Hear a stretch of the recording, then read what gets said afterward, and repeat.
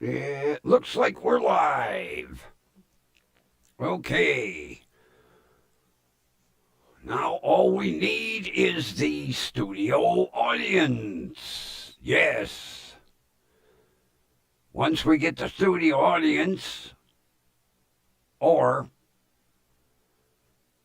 it works this way. We either have a studio audience or we wait till 7:05. If nobody shows up, we start anyway.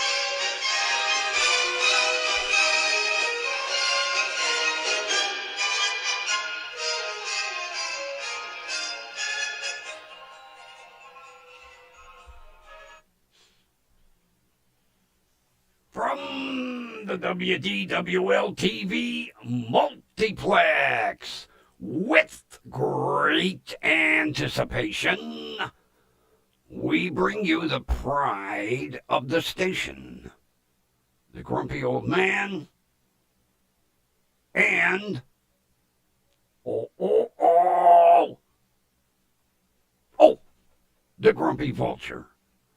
Would you like to take a bow? Take your bow.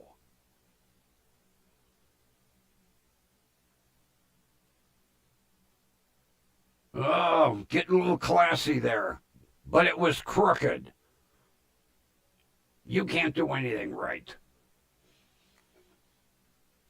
Get back there. Oh, forgot to turn your spotlight on. Sorry. There you go. Look at the camera. Put this away.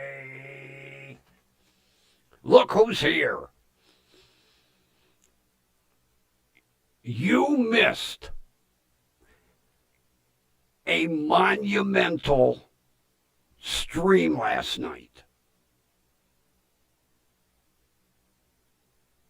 It was unbelievable.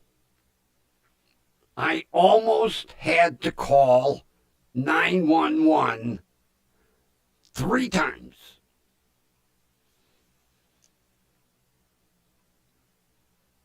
And it was due to surprise guests in the chat.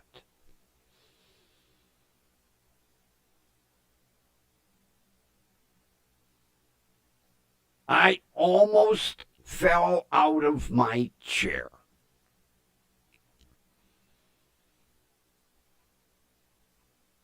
You know who showed up last night?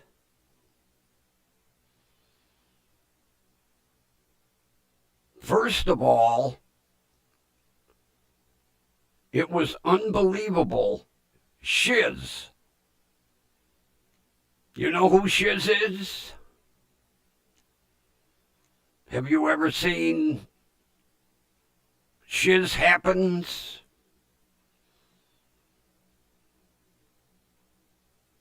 And then Scotto. Shiz popped in. Scotto popped in. Then Linda popped in. I was like, holy shit. A matter of fact, I had to do a triple take because I thought somebody was trolling me. And unbelievable. Just utterly unbelievable.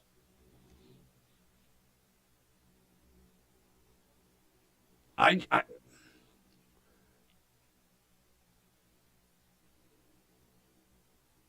not only watched it after the show, I watched it again this morning. It was just unbelievable. And then, of all nights, of all fucking nights, Shiz invites me to her stream, which began just a little before mine ended. Hers started at 8:30. She said, I'll come into the chat, I'll drop you a link, and you can come up on panel. And I had some shit to do. Of all the nights, not to mention how many times I begged her to let me come up on a panel. And Scotto, oh my God. Like, he's like my hero. He makes me laugh. And I told him last night, I said, there's times I could almost burst my bladder. So, it was monumental. Matter of fact, I sent Shiz and Scotto a thank you email this morning. Scotto says he's going to try to pop in now and then.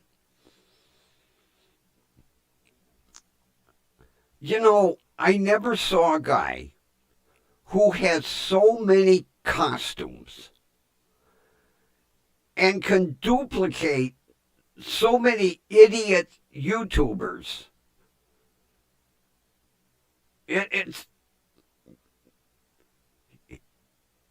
I told him he missed his calling. He should have tried out for television. Look who's back. Linda's here. I was just telling Kathy, it was a monumental show last night. Having Shiz here and Scotto, and then you helped me finish the night out. It was unbelievable. I watched myself in bed because I still couldn't believe what I was seeing. And then again this morning, I was like, oh, I gotta watch it just for those names to pop up in the chat. And then, like I was just telling Kathy, I sent Shiz and Scotto a thank you note for being here. It just irritates me that she had that 2-hour show last night and she invited me to come up on the panels, and I had shit to do after the show. I was like, of all nights, because I've been kind of begging her, please let me do a cameo, please. And then who shows up? And then, Kathy, I no sooner got my heart rate down, and then Linda pops in. I was like, what is going on? My little 86 subscriber channel. And Scotto told me he's going to try to pop in. If he isn't busy, he's going to try to pop in more often. It was just unbelievable. Of all nights, for Kathy not to be here. Although, hey, you had more important things to do than show up here. But you gotta watch last night's show.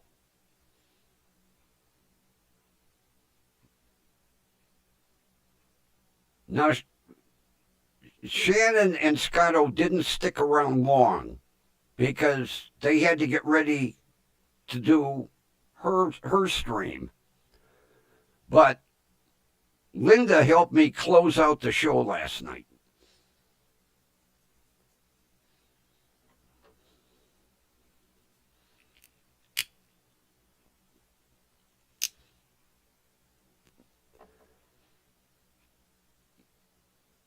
And Jenny is starting to worry me.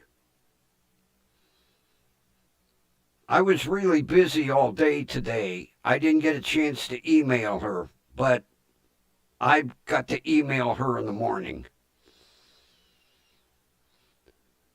That's right. I got invited to Mayoween. And I have a costume. I thought pretty sure I still had it. I found it today. I will be ready for Mayoween on the 31st.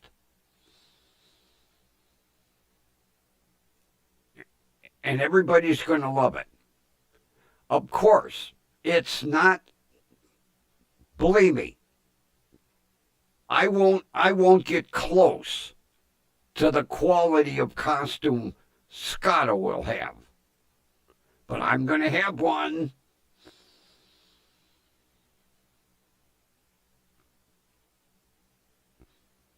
I thought maybe you were with the granddaughter last night.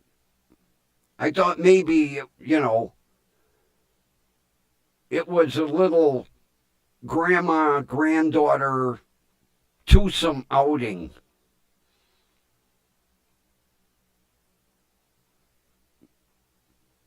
I hope you're feeling better today. Everybody is, it's amazing. Everybody is getting, it's got to be the goofy goddamn weather.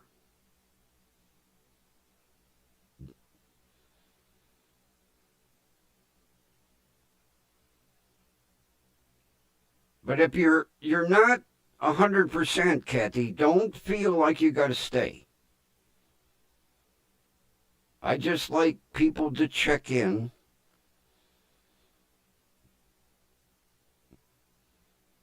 I even mentioned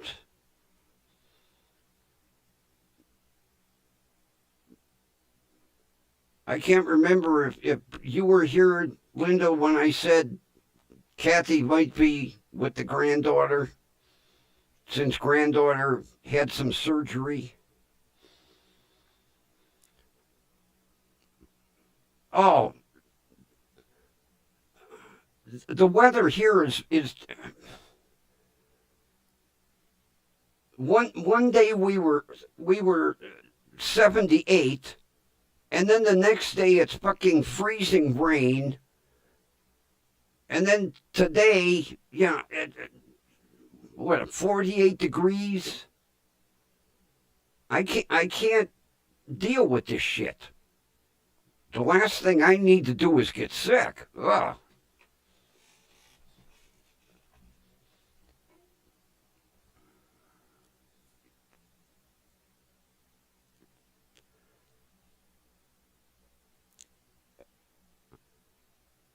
Now, most of us here are pet lovers.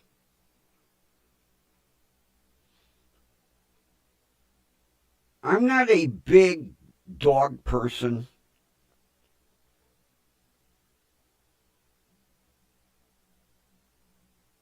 Oh, uh-huh. She was like, "Oh, I'm doing good." Yep, she pushed it, didn't she? She pushed it, didn't she? She wants to get up and going a little too fast.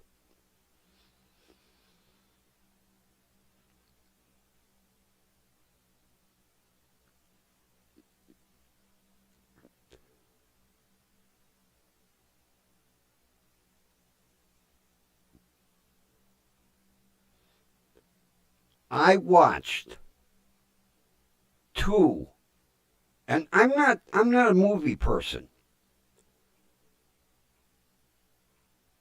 I fell asleep and the auto shut up. I forgot to do the auto shut up for the TV, so it was on all night.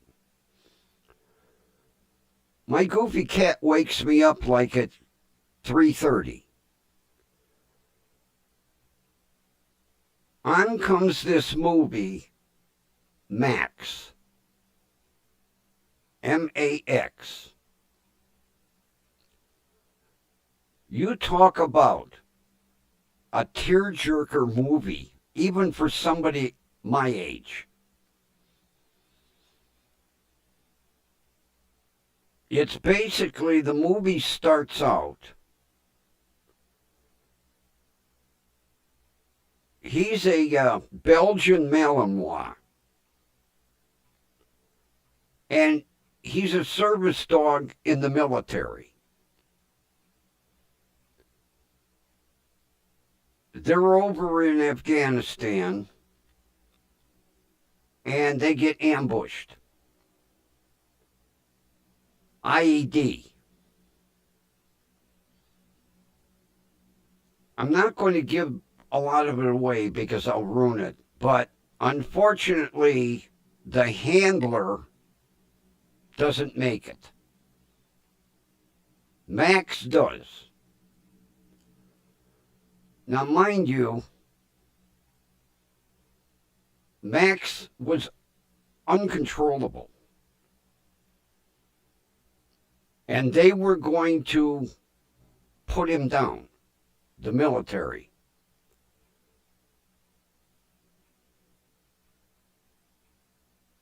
And they invited the family to the kennel to say goodbye. And the young son and Max bonded.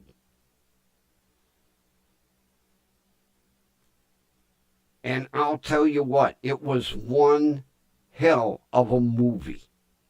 Well worth watching. Then, right after that, is a movie called Duke.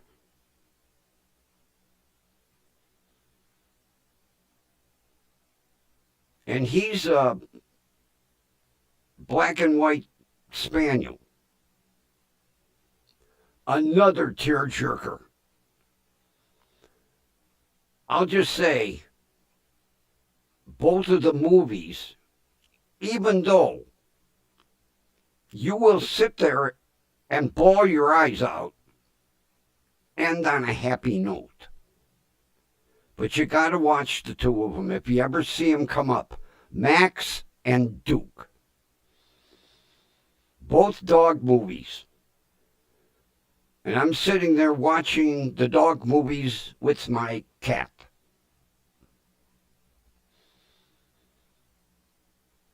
Who decided, after he woke me up, he was going to go to sleep. And he's laying next to me on his back with all 4 feet in the air. And I'm looking at him going, you asshole, you woke me up out of a sound sleep, which I get very little due to my insomnia. And then these two movies played back to back. But they get a 2 thumbs up out of Grumpy. Believe me. They're well worth watching. I believe Duke is a Hallmark. I think it's a Hallmark movie. Max is a Warner Brothers, MGM, conglomeration movie.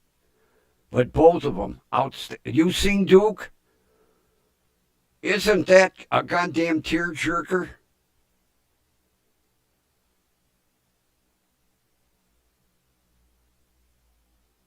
I was like, oh my God.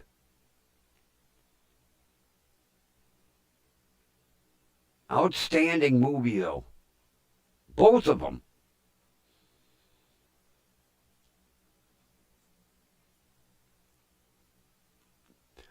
Yeah, he got two, and then he had a shitload of puppies. I remember when he had all the puppies. He was showing them off. If I didn't have my cat, I would have begged him for a puppy. But I think they were all spoken for as soon as they were born. Yeah, he's got some pretty dogs. But both of his are service animals.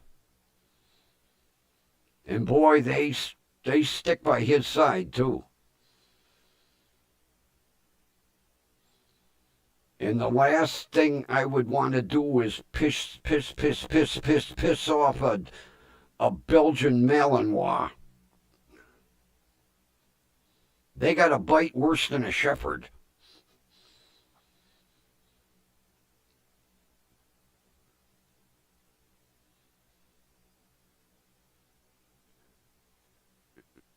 Yeah, I was watching the movies going, no.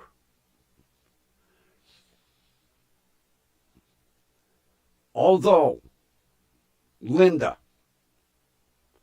I knew when he picked up the dog, I knew that vet was going to shit can the purchase of her hospital. I knew it. I don't know why. I just.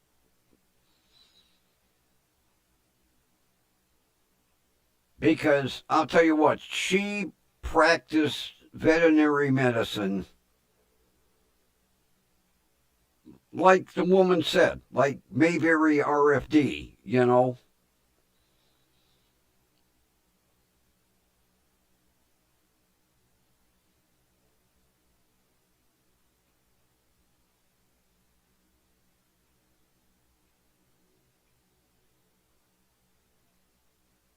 Oh, really? Ned Flanders is getting a puppy? How cool. Although Ned Flanders has 2 or 3 cats, doesn't he? I know he's got 2. I don't know if he's got 3. I know he's got 2 because they like to come up on his desk and screw with his camera.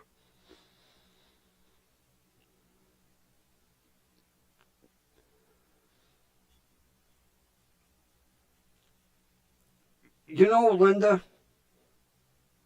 I get more sentimental over animal movies. Did you ever watch the movie Marley and Me? That one made me cry. I saw it in the theater. I'm sitting back there going, oh, gee, people don't look at me.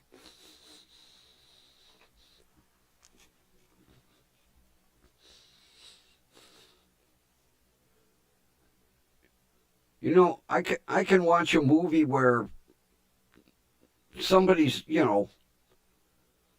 on the verge of taking their last breath, and then all of a sudden they make a recovery, and I'm like, oh, okay. I see a movie where a cat or a dog is ready to take its last breath, and I'm going like, oh no, I can't watch this.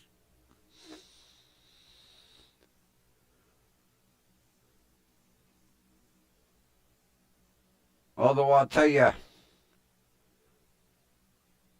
I've had to put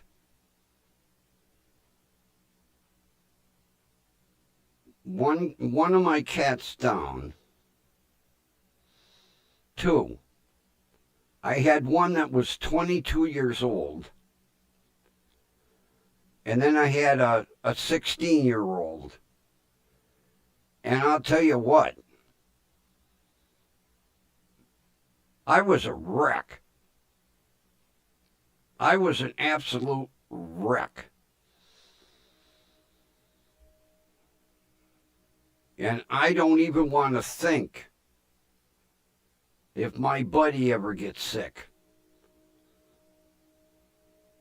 I'll sell every goddamn computer in this house to raise money to keep him going. Because veterinarians are worse than fucking hospitals. Jesus Christ.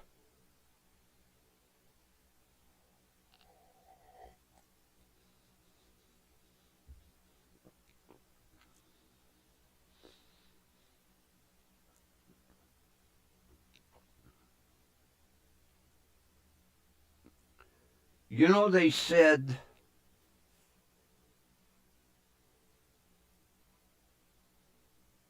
God, I can't remember.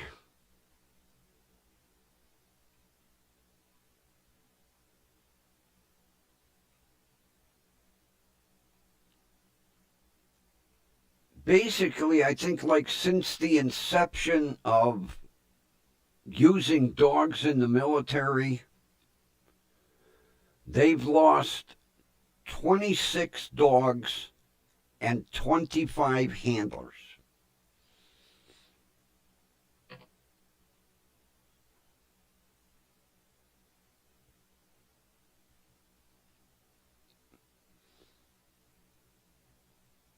Oh, you know, my cousin was a dog handler in the Army. And he ended up having to go out on a medical. And it took like 2.5 years to get his dog. And you talk about an unbelievable reuniting. When the military pulled up with the van, that dog went crazy before he even saw my cousin because he smelled him.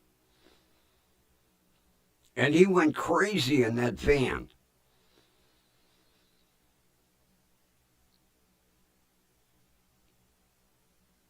And I'll tell you what, that was one shepherd. You did not make any sudden moves around my cousin because that dog would show you every one of its teeth.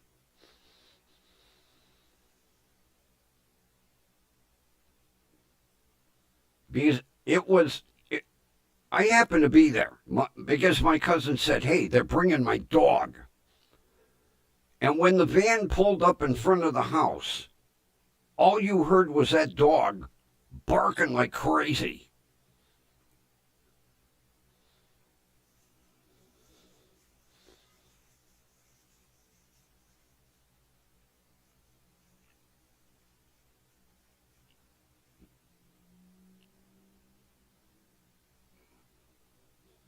Oh, geez.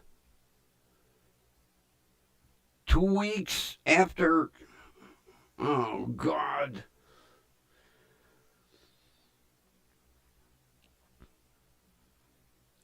Although I'll tell you what, that's the way I would want my buddy. I could not go through going to a vet and watching him give that needle. I want him to go natural with me. I don't even want to think of, because this is the most unique cat I've ever had. Sometimes I swear he's part fucking dog. I'm sorry to hear that, Linda. Not to mention 2 weeks later. Oh boy, I'd be a fucking wreck. I was a wreck the way it was when I had my 22-year-old. And then, the vet's like, well, gee, they only go, maybe 15 years. He was on borrowed time. Don't tell me that shit. I don't want to hear it.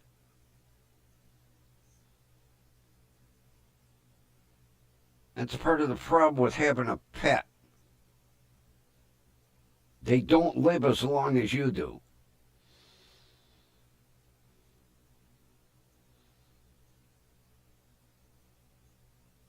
Although, about 3-4 years back,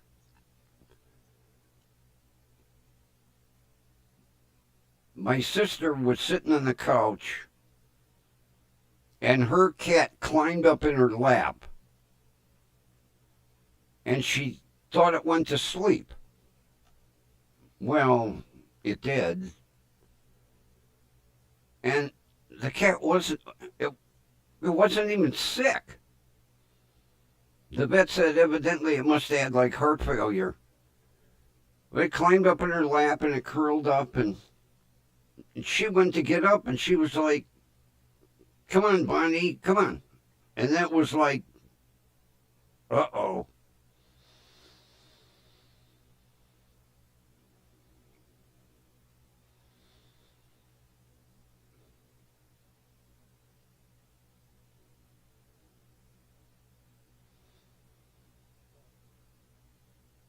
Yeah, that the same way with my sister's cat. She was watching TV, and like normal, the cat always would crawl up in her lap and curl up and whatever she was watching was over, and she went to get up, and the cat was gone. And then what does she do? Call me. We were both crying on the phone.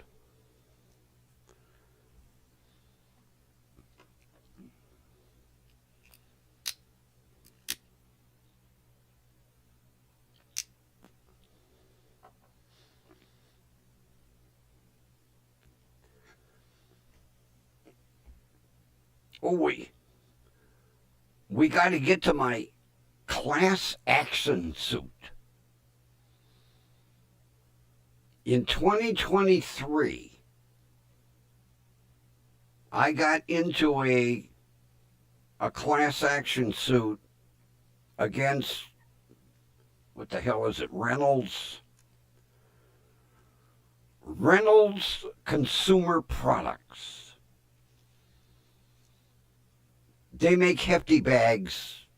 One of the items they make. They're a multi-billion-dollar corporation, Hefty bags. Well, not that I'm this big tree hugger, but they were selling trash bags that were supposed to be recyclable, biodegradable.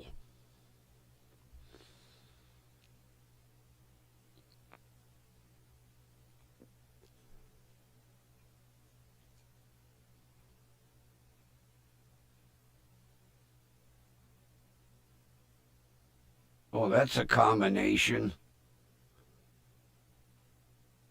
Black Lab and Basset Hound. Would you have a lab with legs like that long?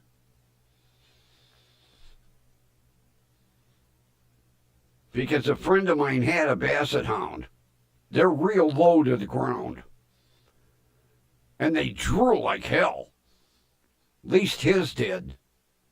I used to tell the dog, hey, get away from me. He was a drooler.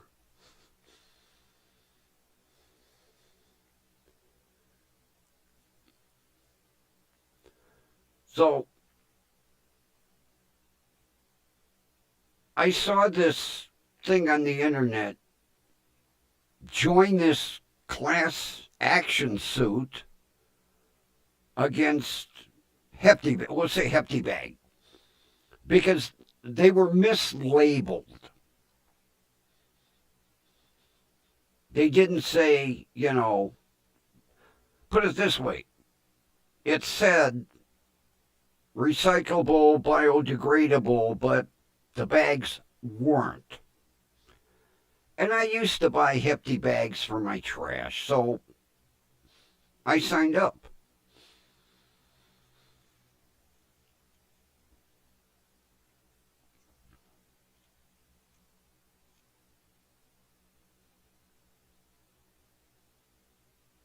Oh, I thought maybe because you went to the University of Alabama, everybody said, oh, I go to Bama.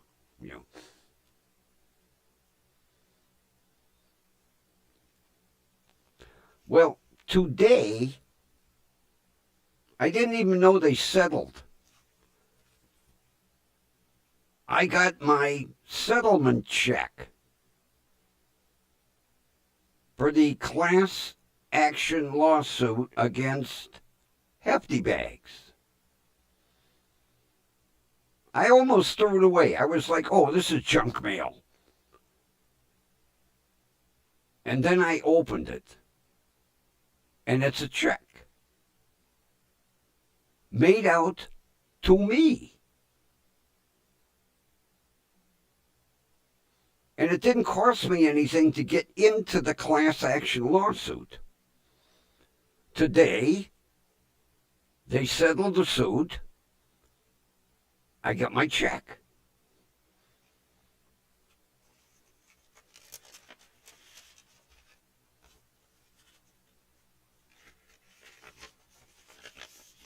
I thought it was phony. I called the bank. It's a real check. Yup. 12 goddamn dollars. 12 bucks.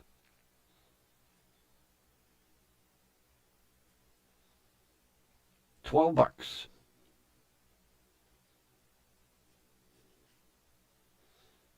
You want to hear the good one? Now, there's two law firms that were involved in this class action suit. Remember, 12 bucks. You know what the law firms are splitting?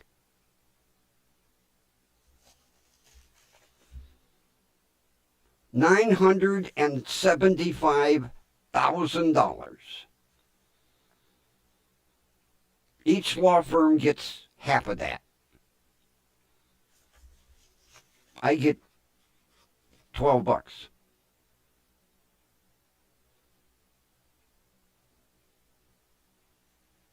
You nailed it, Kathy. $12. You probably can't see the... There. Amount.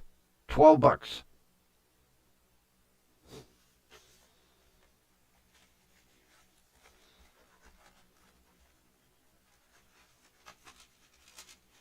I can't even buy a corned beef sandwich with that. Goddamn corned beef sandwiches are $17.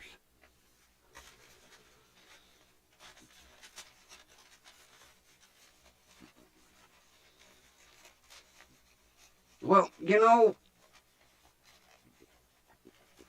they didn't have to send me nothing.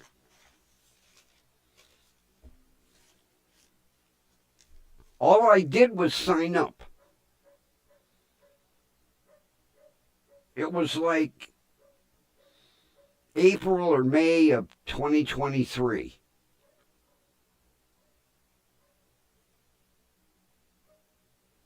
every now and then I would get a notification that the case was still going.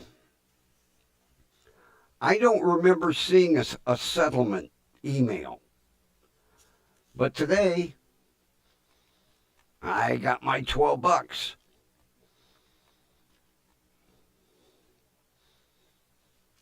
So I'm going to take it to the bank and deposit my $12 in my checking account.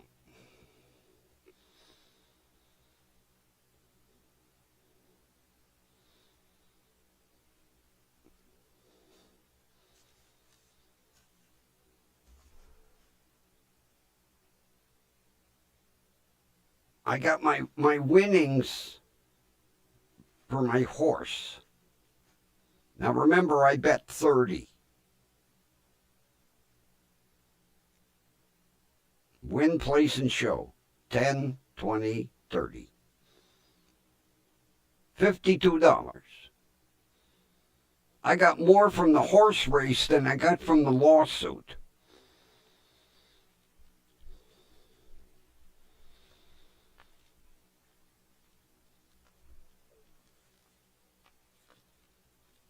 It's good for 180 days, so I'm going to put it in the bank right away before they say they want their $12 back.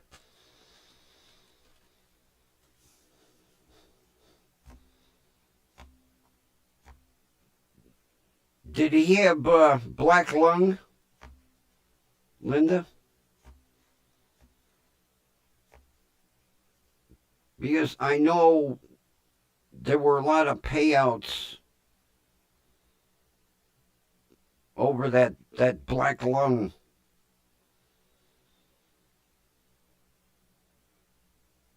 Now sometimes, like, if you're in an old factory that had asbestos and that, and you can prove it, you can sue. No asbestos. I think black lung was coal dust, wasn't it? That was a coal miner's lawsuit.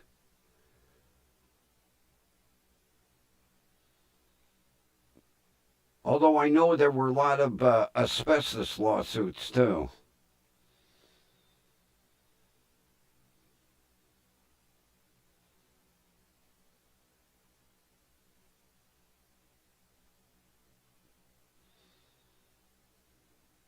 Although, there's so many variations of cancer that nowadays it's tough to sue. Mainly because everybody in the world is just about sued.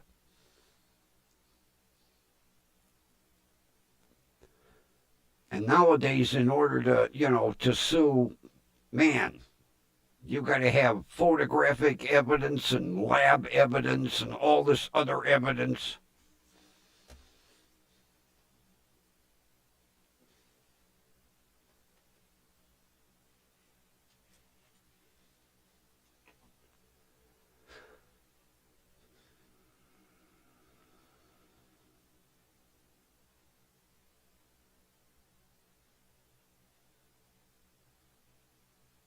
He was a merchant marine?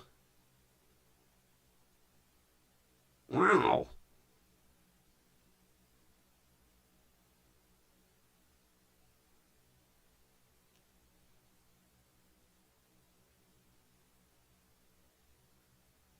I always thought that would have been a cool job. Be a merchant marine. See the world.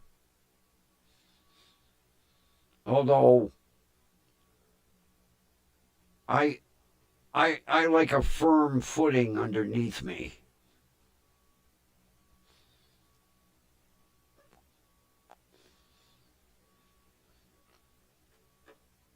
Oh yeah, Kathy, I remember when they did that. They had the big asbestos removals.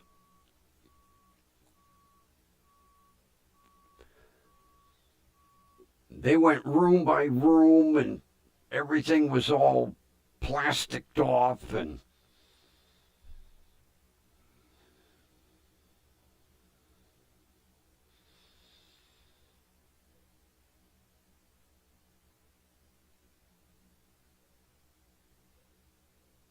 did did anything ever become of it? Were you able to prove it?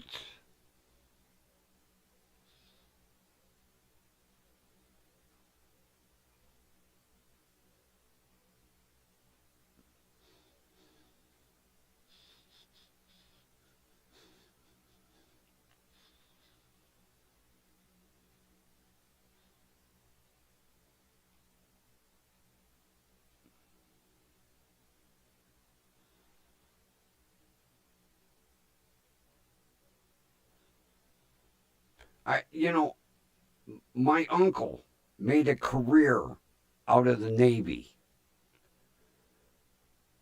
and it was amazing the stuff that he would send. My parents' house was the same way. We had stuff from all over the world. I wish I had some of it today.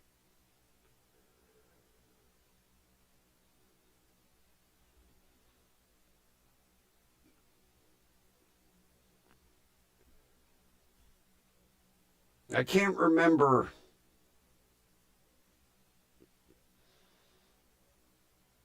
what seaport they were at.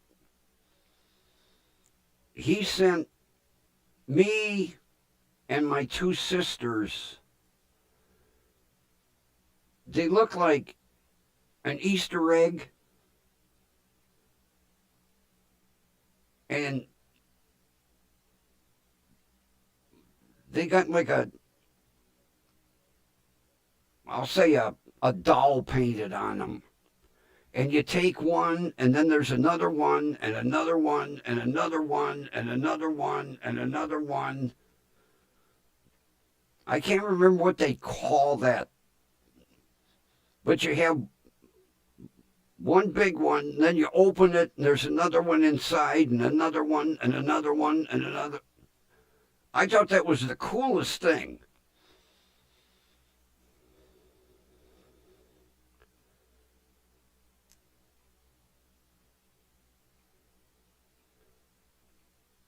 Yeah, well, if he thinks Russia's cold, Siberia's even worse. And I saw a documentary about a prison in Siberia. Jeez.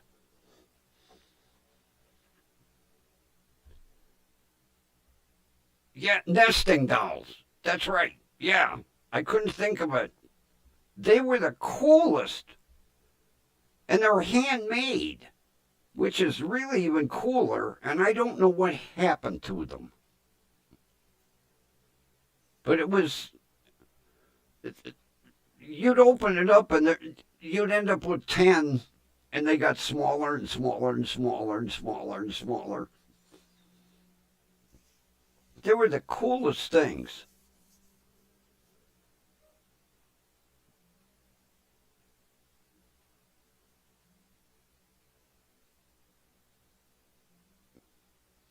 Because they went to Japan, and he sent kimonos back for my two sisters. I can't remember what he sent me.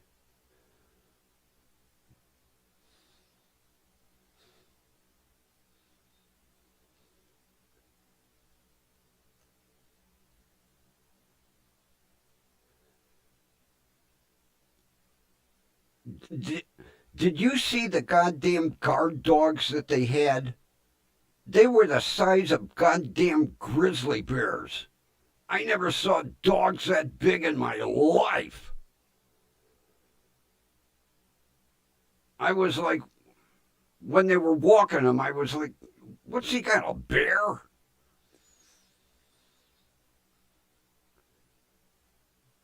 And they are strict too in the goddamn Siberian prison. And if they take you out of your cell, they, they bend you over. They almost got your fucking face on the floor when they're walking you down. I would not want to. I wouldn't even want to visit there, let alone be sentenced there. Of course, the one guy that they interviewed, he killed his neighbor, or he killed his brother, and then he cut him up, and he took the meat over like to his neighbor and said, "Here, I shot an elk or something. I don't." And the goddamn neighbors were eating part of his family.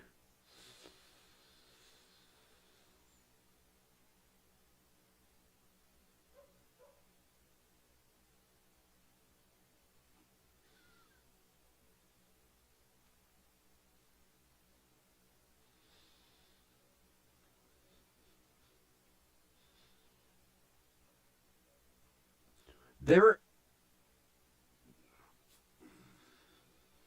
I'm trying to think.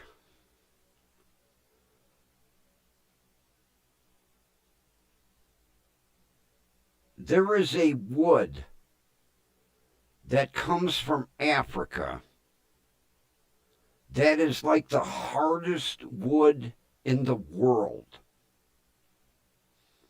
I'm trying to think of the name of it because there was a company in southern Ohio that did floors for semi-trailers. And my buddy had this wood put on his trailer. What the hell's the name of it? African apatong or something like that. I think it's apatong. It's like the hardest wood on earth. Oh, I bet those doors are gorgeous. And you know damn right well, those were made by people's hands. Not like the shit we got today, comes out of a fucking machine. And it's veneer. Yeah, I bet those doors are gorgeous. Well, they'd have a hard time breaking them goddamn things.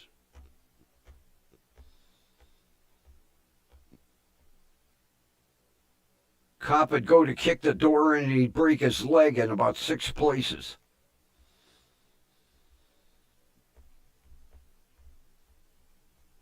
There'd be no way. Nothing better than goddamn solid mahogany.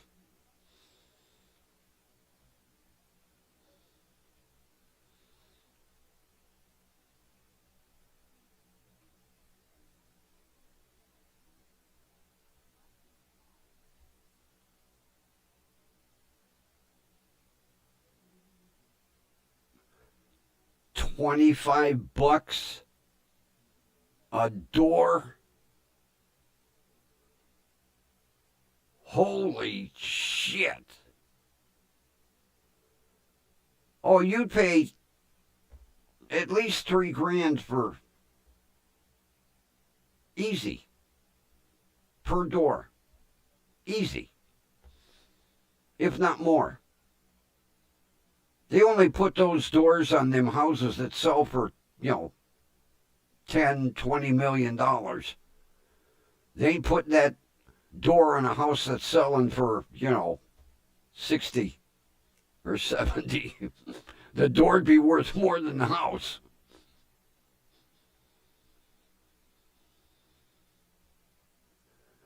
That would be a thing, Linda, if I ever moved. I'd write it in the contract. Doors do not come with house. I will replace doors, or before you would even list the house, take the doors off, put up some crappy doors, wrap yours up so nobody can tell what they are, and take them with you.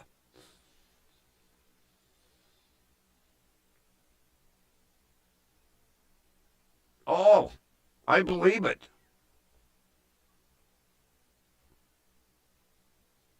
But if you ever went to sell that house, before you even call a real estate, take the doors, take them off, wrap them up, put up some crappy homeless depot doors.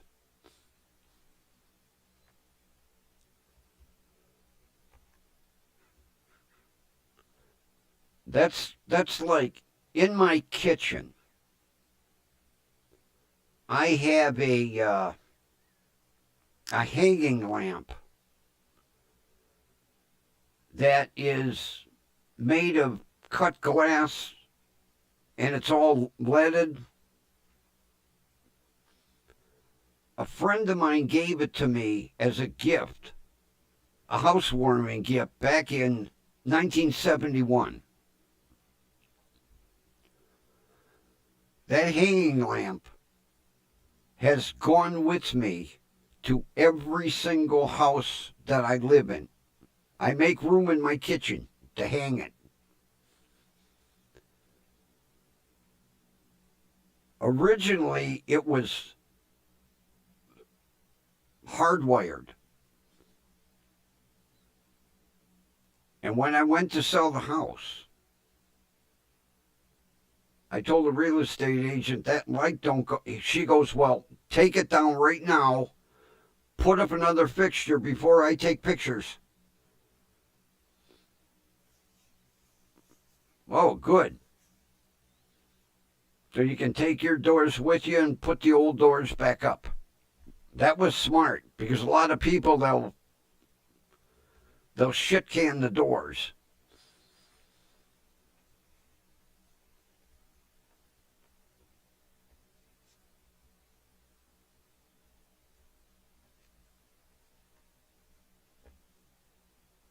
That was a smart. Yep. Keep the doors. That way, if you ever think of selling the house, you put the old doors right back on. And then as you're moving out, the real estate agent said, what are those? They're dining tables.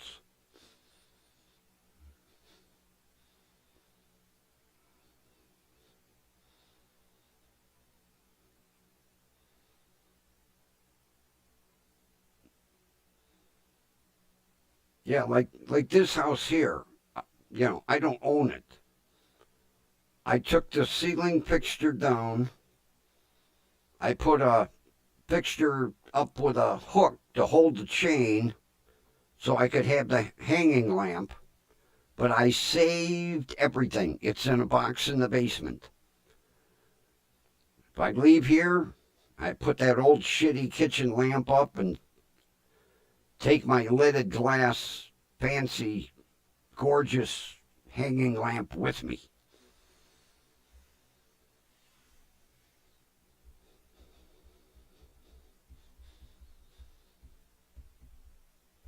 Oh,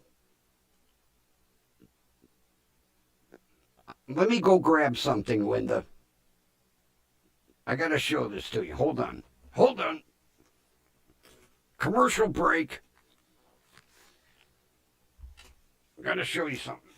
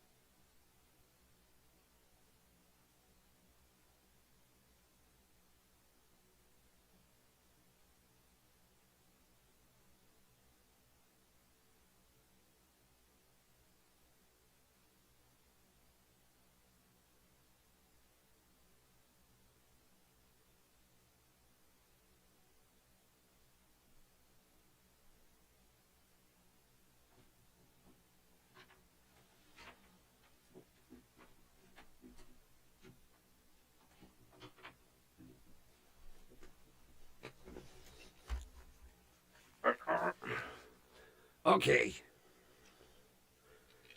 here's the shirt I was telling you about.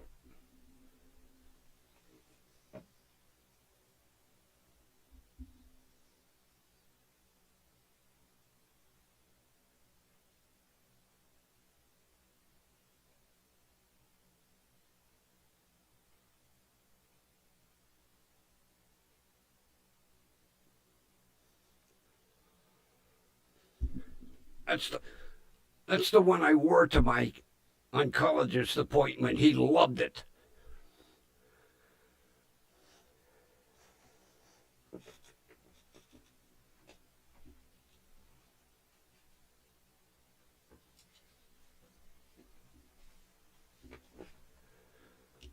Got that off of Timu. $4 on a clearance.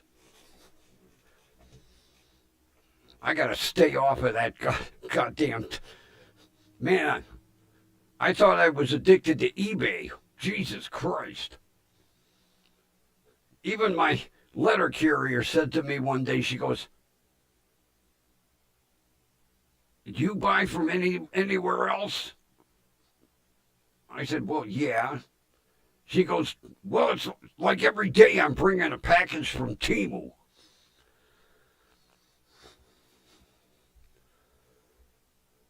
Oh, my oncologist got a kick out of that shirt.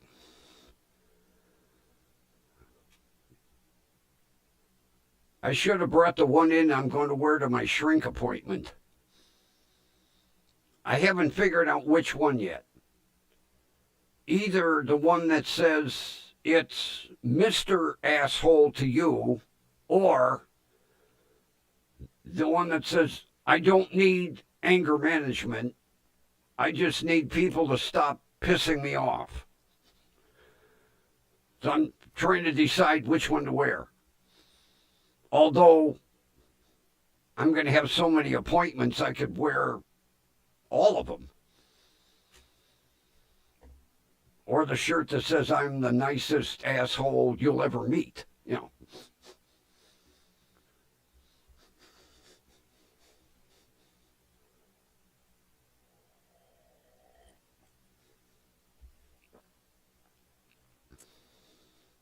I have had a goddamn, gotta be a sinus headache. It's like somebody's driving a nail in between my eyebrows. I woke up with it.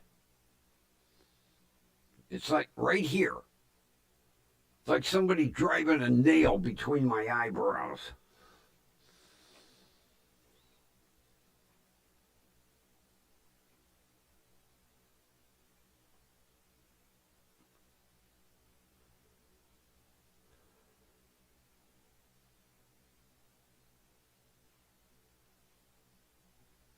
Well, see, I already conditioned my shrink to what my personality is. I met him the first time last week and a half ago. I kind of filled him in. When you get done talking to me, you'll need a shrink. So he's forewarned.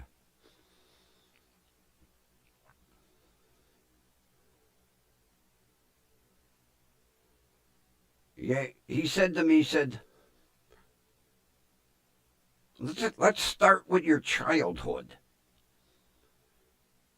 We made it to 10 years old. So we got a long way to go. The only thing that irritates me is they don't have couches. Every TV show, every movie, a shrink has a couch. Not mine. He's got an office about the size of a shoebox.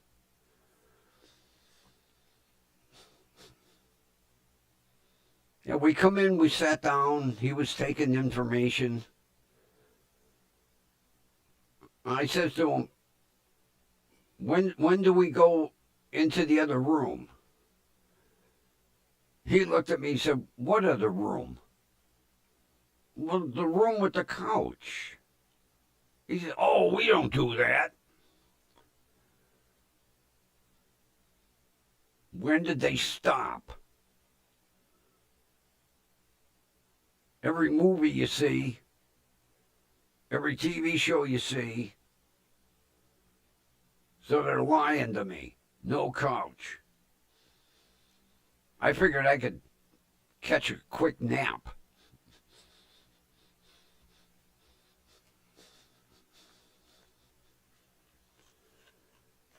How do you like the real fancy background? This one is unbelievable. It's on cotton. Not that synthetic shit like I had yesterday. Hey, Wyatt, how you doing, buddy?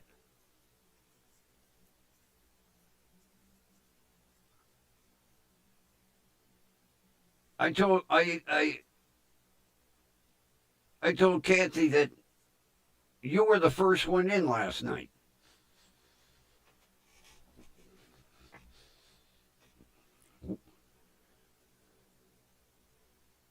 And then when we had Chiz and Scotto, and last night was an amazing stream.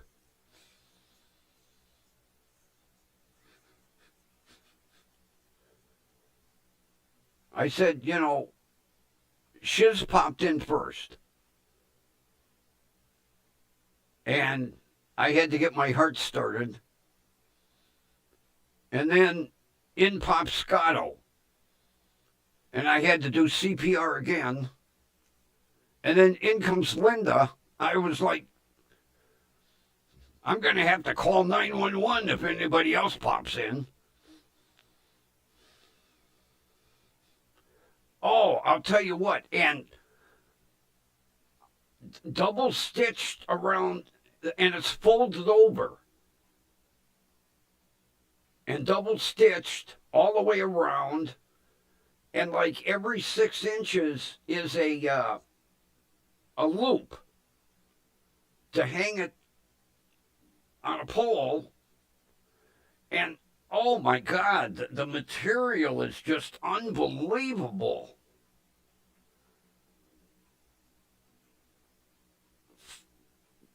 I think I paid $3.90 or something. It was cheap on a closeout. Although I went into this seller's site, oh, you ought to see some of the other stuff. Whoa.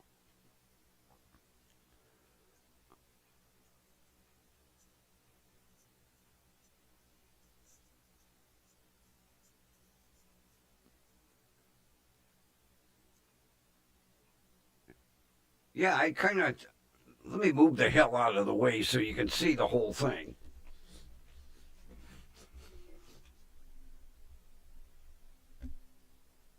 It's kind of cool. They punched a hole in my wall.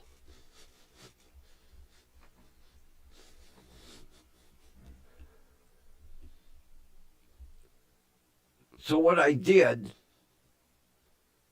I went into this seller's site and I hope some more stuff goes on sale because there's like 4 more that I want from this seller because they're all like this. No cheap synthetic crap. Although, for what I'm using them for, I don't care if it's synthetic crap. It does the job. But this one is outstanding. I'm going to keep this one up for a while just because it's such high quality. Back from Walmart, would you grocery shop? My son used to grocery shop at Walmart all the time.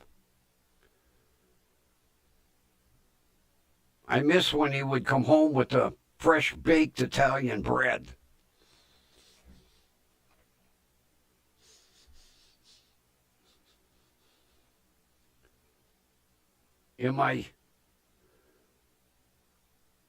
I cannot, any way, shape, or form, grocery shop with my son. I make a list. I go in, bang, bang, bang, bang, bang, bang, register, out the door. Not him.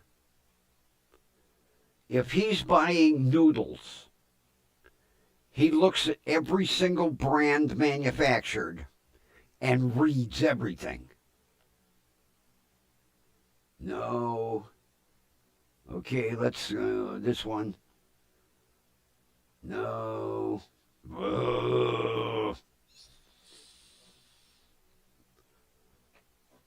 Although, I'll tell you what, he is a real frugal shopper. You talk about somebody that looks at prices but I can't shop with him. No. There's no way I'm spending 2 hours in Walmart.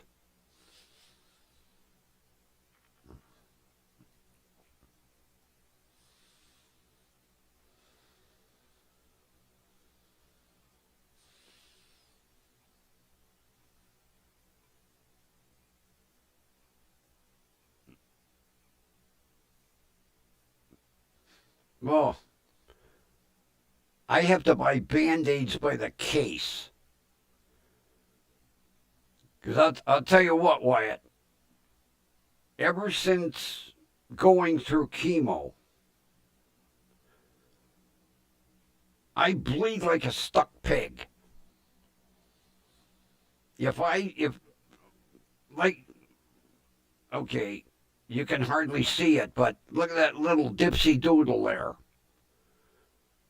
I nicked the top of my hand, bled like hell.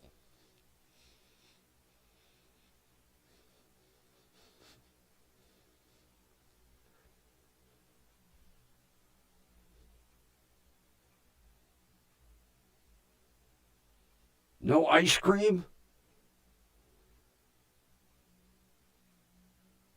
Now, see, I would get strawberries, bananas, and ice cream and make me a smoothie. Get my blender out, pour everything in.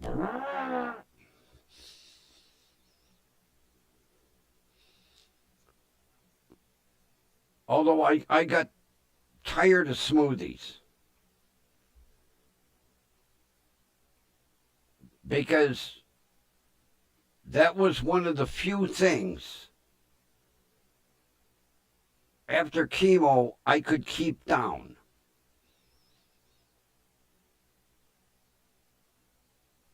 And it was like smoothies every single day, you know. Then I kind of got burnt out on them.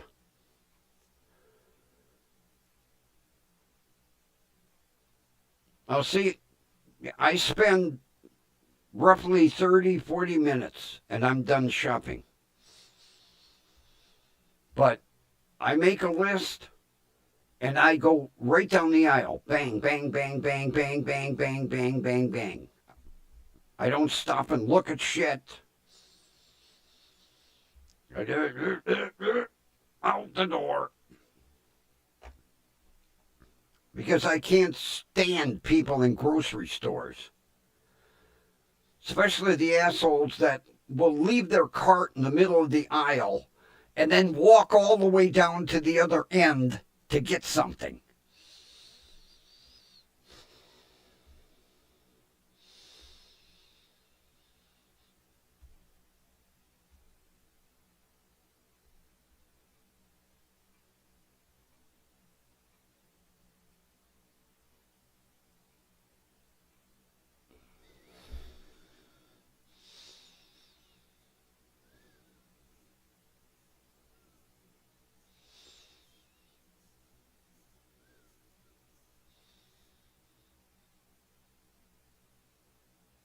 where did he go every day if he was retired?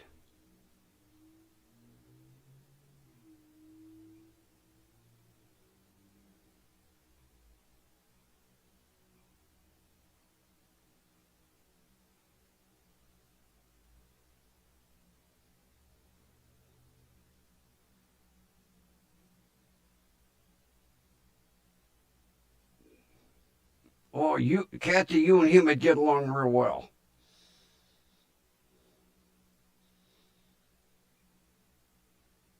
I went shopping with him once. Once. I was ready to kill him.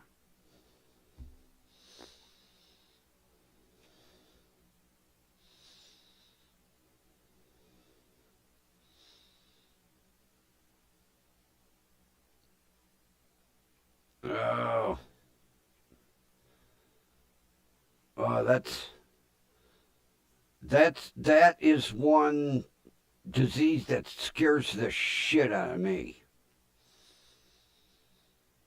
Because I've lost a couple of friends to.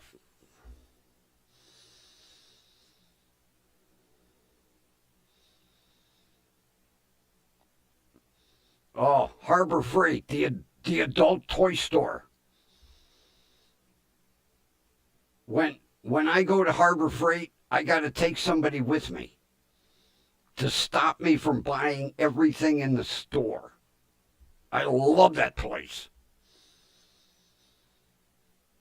Now, Harbor Freight, I could spend a couple hours. I don't like Big Lots. Lowe's, Lowe's is too pricey. As much as I hate Homeless Depot, they're a lot cheaper than Lowe's.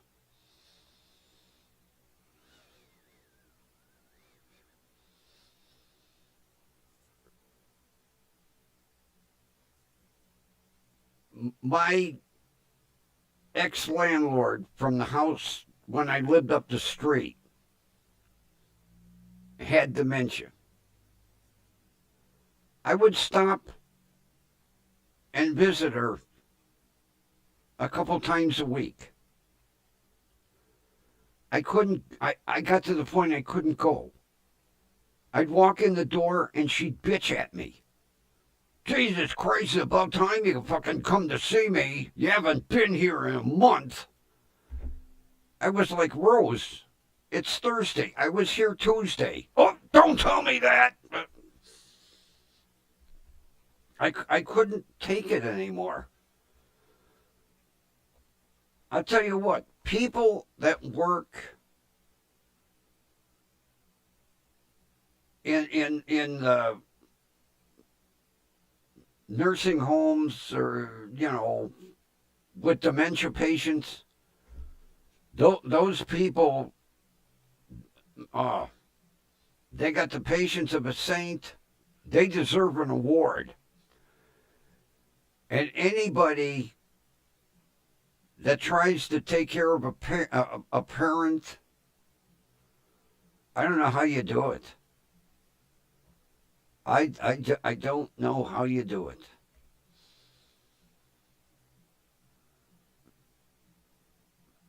That is the one affliction that scares me. I would hope I go out with a sound mind.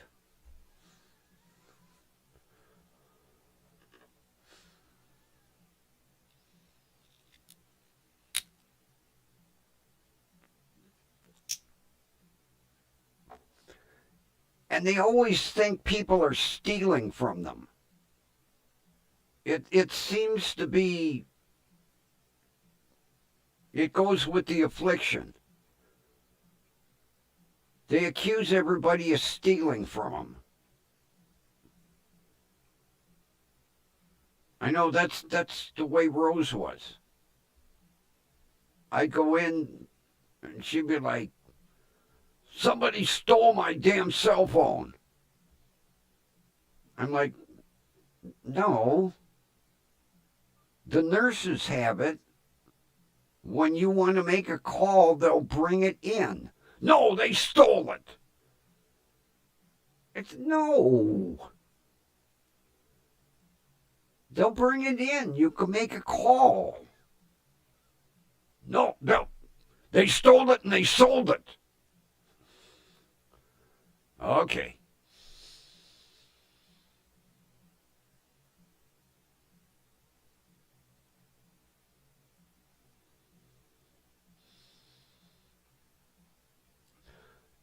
Yeah, Linda, that's another thing. They have a bad habit of put their phone in the refrigerator and put the milk in the cupboard.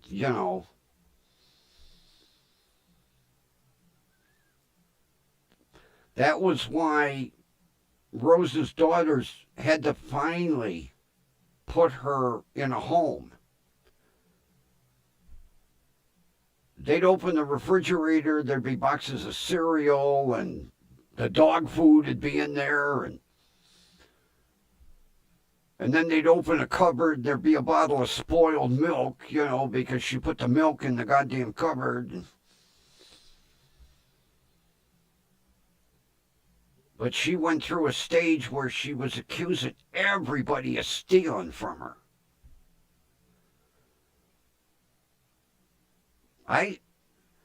And her and I had been friends for goddamn 30 years.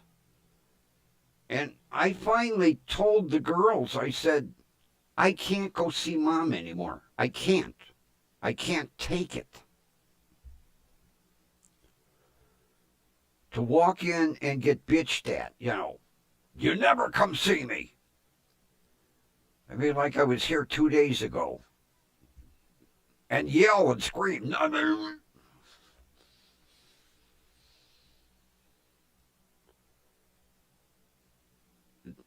The nurses and the staff that work in that specialty. Another one, I've got a friend who's a hospice nurse. I don't know how she does it. I don't know how she does it.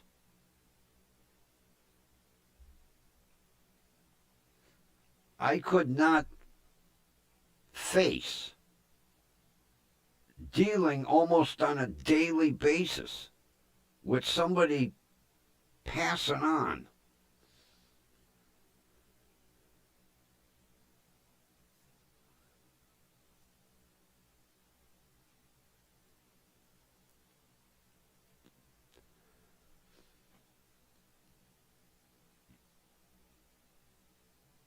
One of the reasons they had put Rose in a home is she'd go wander off. And one time it took hours to find her.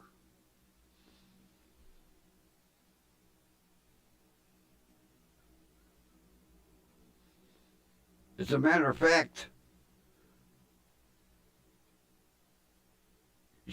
she lost her car.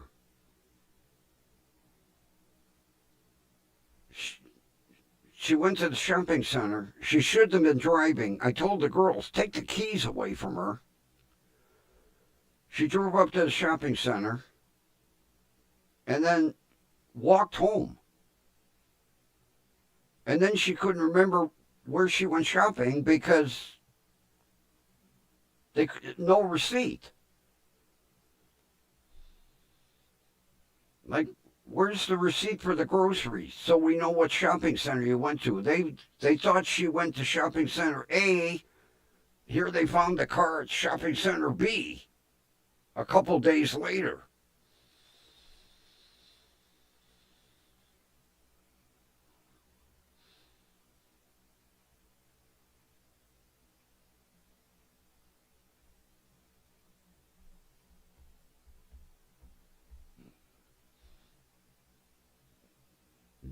All right, Wyatt, did you text the little lady? Let her know you're home? You got to keep her happy.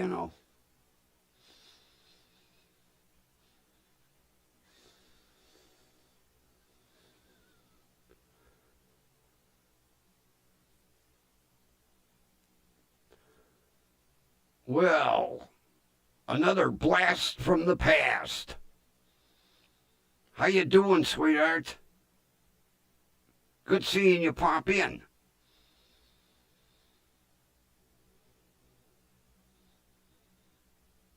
How's the other half doing? Hey, I'm still ornery as hell.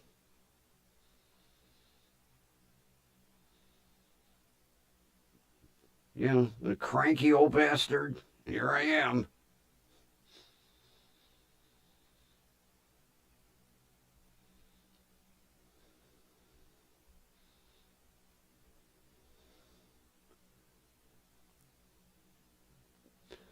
All right, when she calls, just bug out, man. Don't be hanging on here.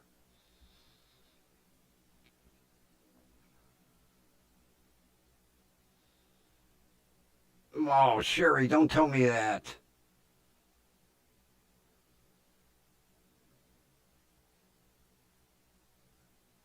Jesus.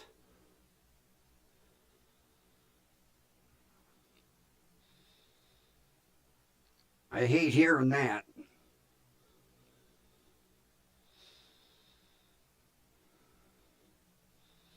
Well, we've been all over the place. For the last 20 minutes, we've been talking about nursing homes and dementia and all the scary stuff we don't want to get. But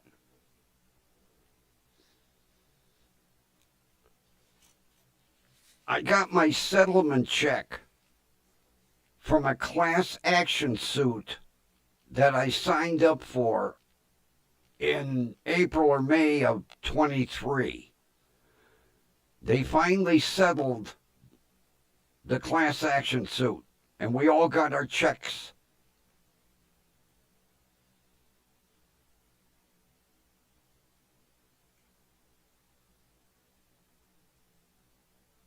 Oh, gee, Sherry. Hey, Jesus.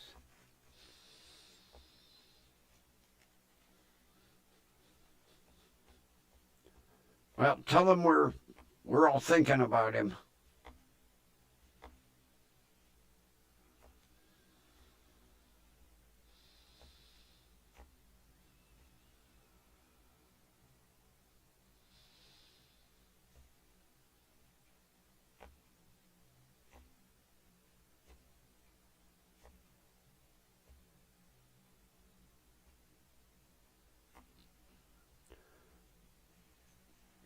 You know,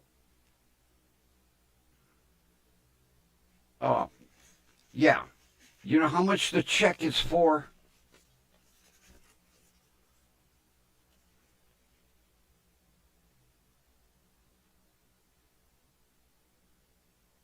$12. $12. Class action suit against Hefty Bags. $12. Well, that didn't cost me anything to get in the lawsuit, but gee, $12?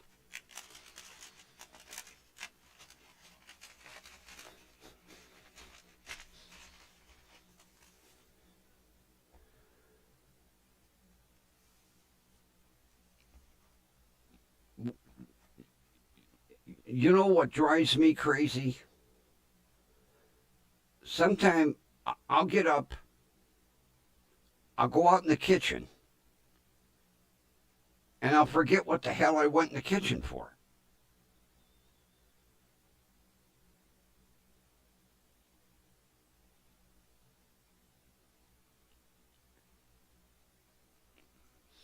Oh, yeah, it might buy me what? 2.5 gallons of gas? Maybe three?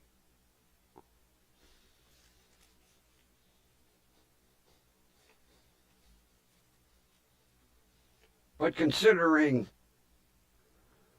it didn't cost me anything, I just signed up.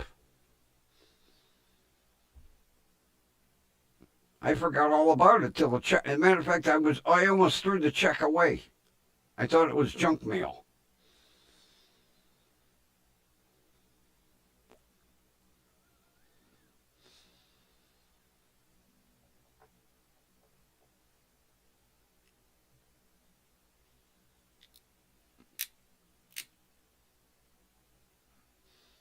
Yeah, it was probably even tuna you didn't like. That'd be my luck.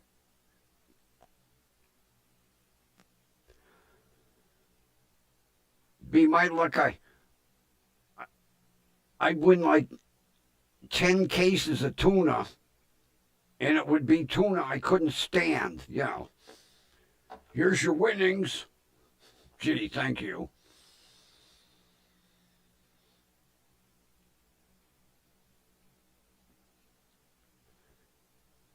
Yeah, the other night, I'm laying in bed watching TV, and I was like, oh, I gotta go in the kitchen. I go in the kitchen. I get in the kitchen, and I was like, what did I come out in the kitchen for? I go back to the bedroom. I was like, oh, yeah. I forgot my chip dip in the fridge. I have since moved my chip dip to my refrigerator in the bedroom. Yeah, walk all that way and go, now what did I come out here for? Or I have a bad habit. I'll make a cup of coffee. And then I'll go, oh, wait a minute. Before I come back in here, I need something out of the bedroom. I'll put the cup of coffee down on the dresser, get whatever I needed to get out of the bedroom, come here, sit down. Where's my coffee? I'm like, I think so.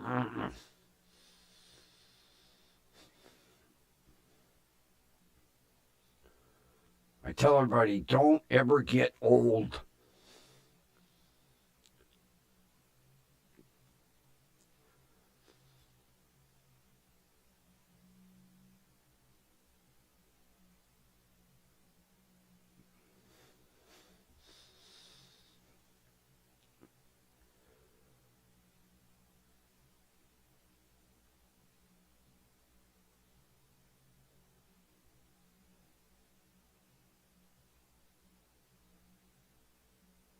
I got my payout for my win, place, and show. Second place, I got $51 and change. That wasn't bad. I played 30, so I made a profit. Now we'll see who wins the Preakness. If it's a dry track, I'm going to bet on journalism again.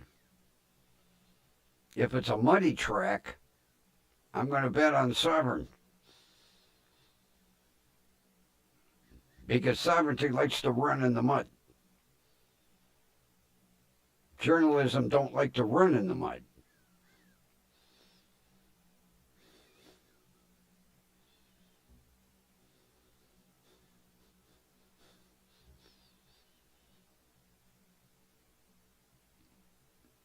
Yeah, horse racing is a rich person's sport. I had a friend that used to race horses here in Cleveland. I know what it cost him. Let alone when you get into the multi-million-dollar horses.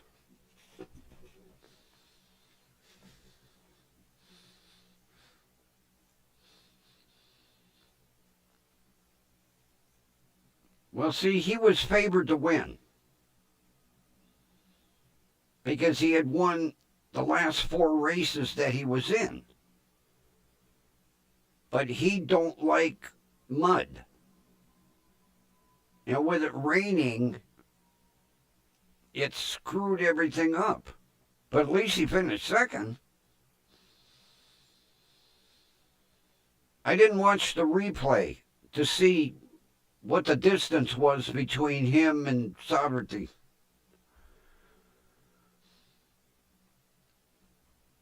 But the Preakness will be interesting.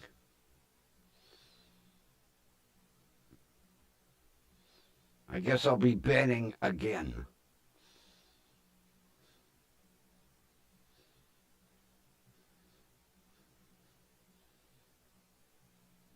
Although it's the only thing I bet on.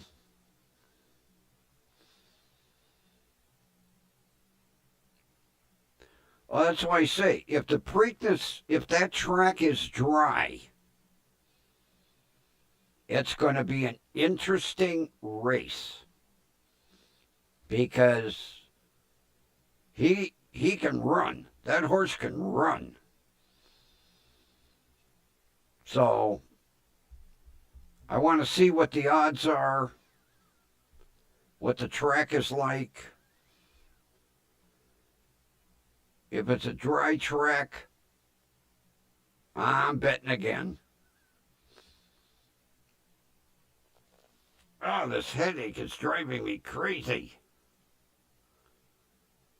God, it's like somebody drilling a hole in my head. I gotta switch to the other glasses.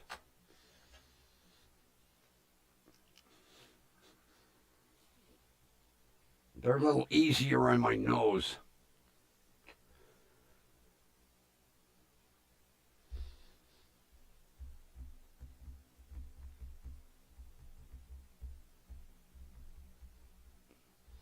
Yeah, I still can't get over last night.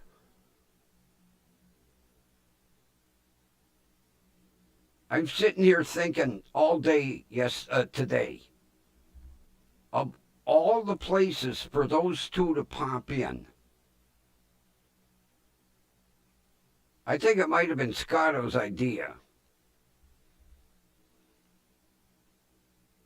He told Shiz, hey, come on, let's surprise the shit out of him.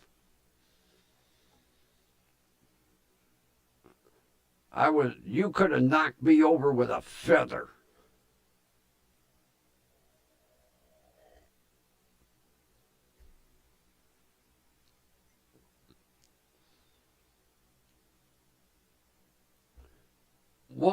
How close was the finish?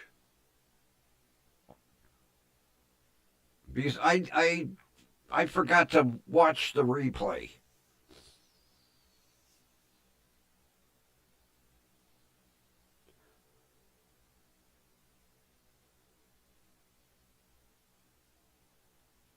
I'll tell you,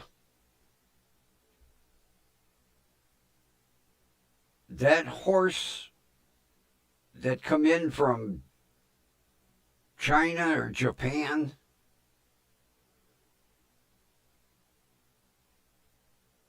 he was running at like 20-1 odds. You talk about what would have been an upset if that horse would have won. Yeah, sometime you'll get a sleeper in the crowd.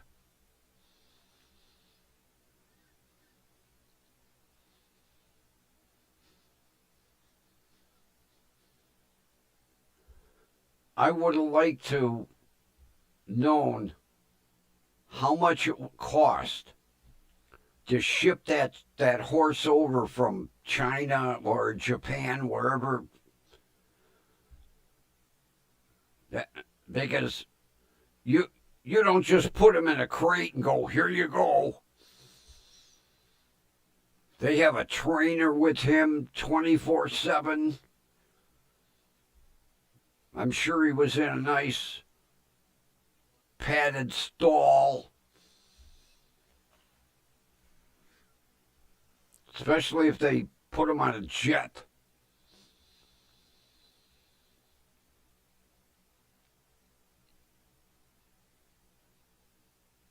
I wouldn't even want to think what it would have cost to fly that horse over here.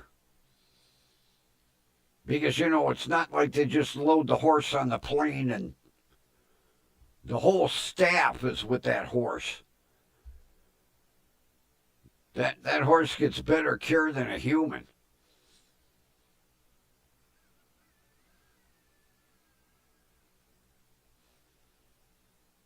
Well, Linda, I'm I'm going to watch the Preakness. I don't care what time it's on. I'm watching it. Especially if it's dry track. I'm going to bet.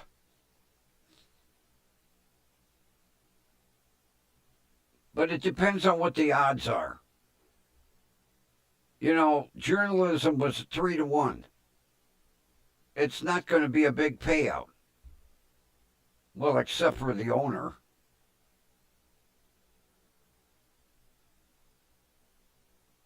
How would you like that payout? It was $3.7 million to win.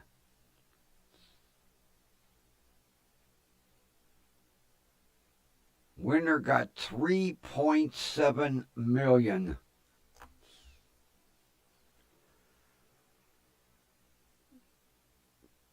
Of course, what they spend, they probably didn't even break even with all the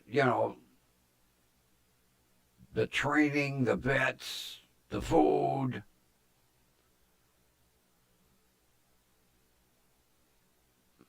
I wouldn't mind a paycheck like that. Here you go. I wonder how much I forgot to look to see how much the jockey got. I hope the jockey got about 50 grand.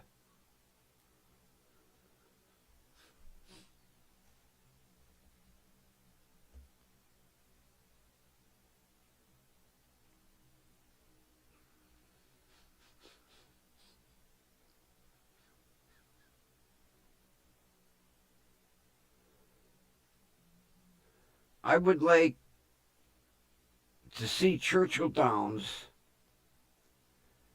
in person, and I would like to go and see Pimlico because that is one beautiful track.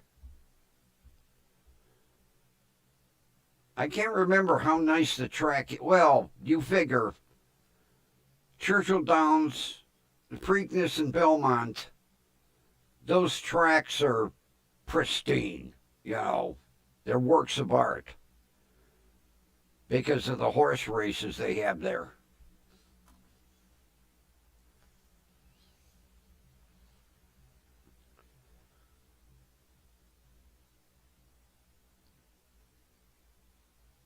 Me and my pain management doctor are going to have a little conversation, cutting back on my medication. I can feel it fucking wearing off.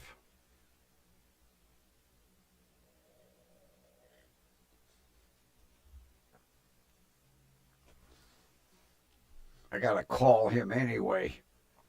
Find out if he made me an appointment with the head of pain management. Me and that doctor are going to have a few words.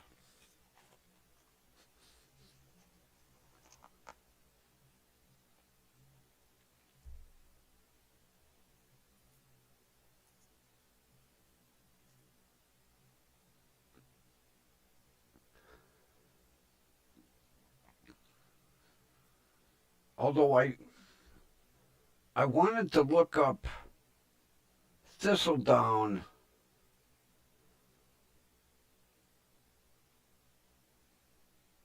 and see if they got pictures of that track online. Especially after all the money they spent. Because for years that racetrack was a dump.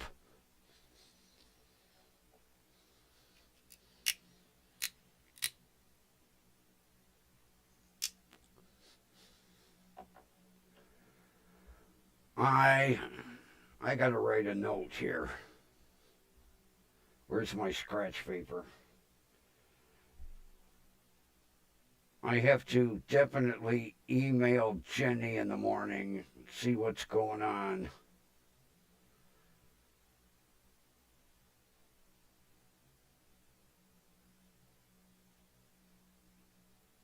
Stick it up here in the corner so I see it.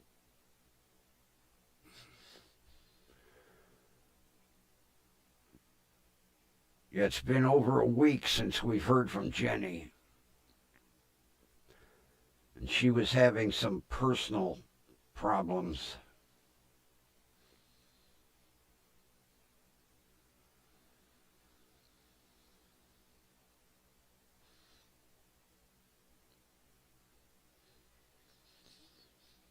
Well, Linda, like I was saying, those jockeys, they know them horses. And they know when to hold them back and when to let them go. And they talk to them. You'll see that jockey will have his mouth right up at that horse's ear. And they talk to him. Because the last thing you want to do is let that horse go. And they know how long to hold them back and when to let them go. Well, it's not a bad payday.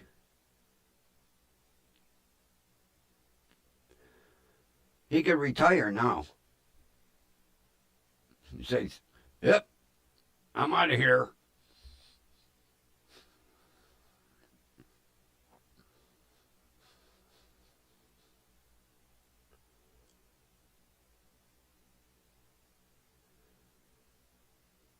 Not to mention those jockeys, they got to watch their weight. Most of those guys are like fucking skin and bones. Not to mention they look like little kids. But a good jockey will, once that jockey's on that horse, they're like one. They like blend together because the jockey knows how to hold that horse back and then when to let him run.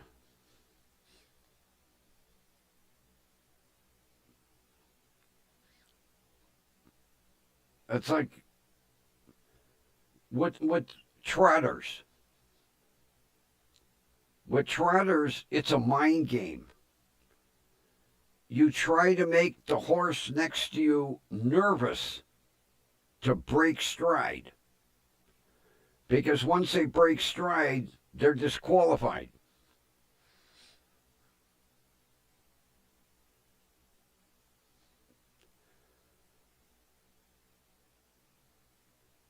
I love to watch them. I love to watch the trotters run. Because I'll tell you what, it is very hard to teach a horse to run that way.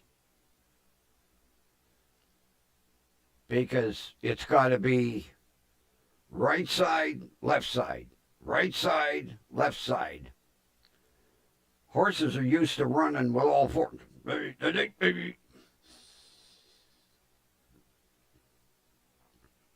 As my uncle used to train them.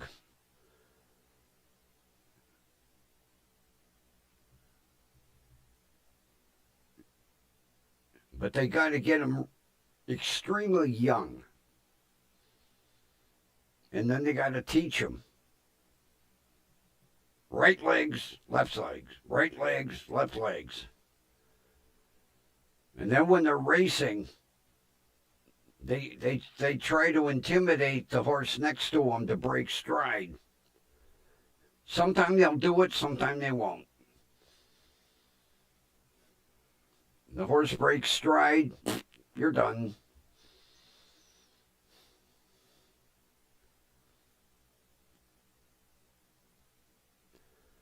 Oh my God. Even these, and these glasses don't weigh nothing. The fucking headache's getting worse.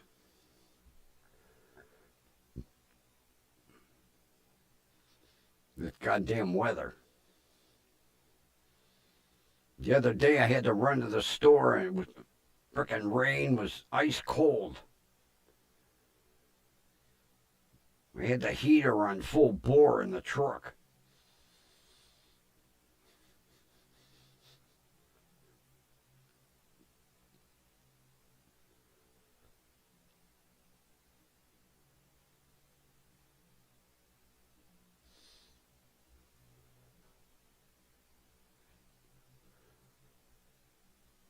So I forgot to ask, how are you feeling today, Linda?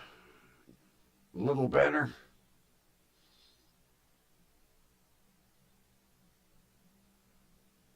Still fighting that goddamn UTI?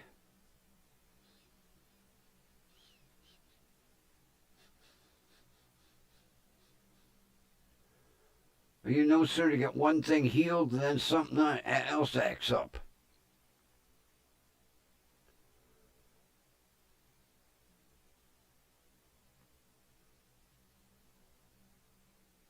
Yeah, they talk to the goddamn horses.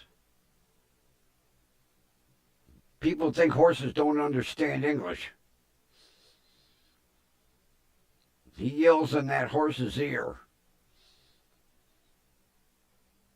And another signal is when they stand up, because they take as much weight off that horse's back as possible. So when you see him bend down and then stand up, you know that horse is going to go. Good. I hope so. I'll keep my fingers crossed for you. That sounds like good news. Glad to hear it. Let's hope that everything goes okay.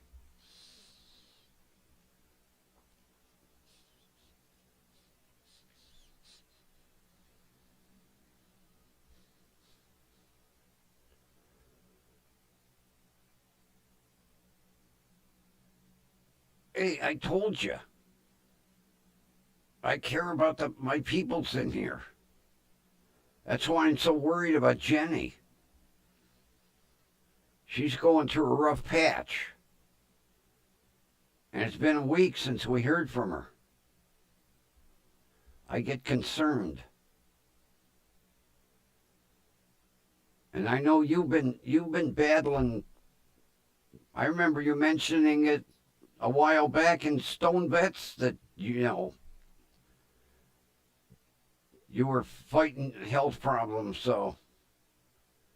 Yeah, well, see, that part of the problem is you become immune to an antibiotic. So they got, and then,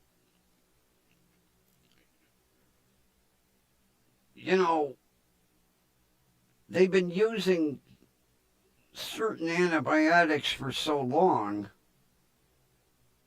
that they don't even work, because the goddamn organisms, that's why they call them superbugs, because this antibiotic worked and now, we got this infection. Now we got to find a stronger, different antibiotic. And it's just a never-ending battle.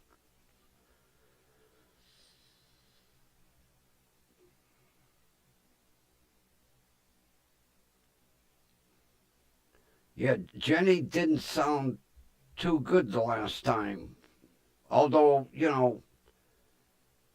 Kathy and I thought we kind of brought her around, because towards the end of the show she was cracking jokes. And then now it's been over a week since she's been on. So I wrote a sticky note and I stuck it right in the corner, big letters. Email Jenny tomorrow.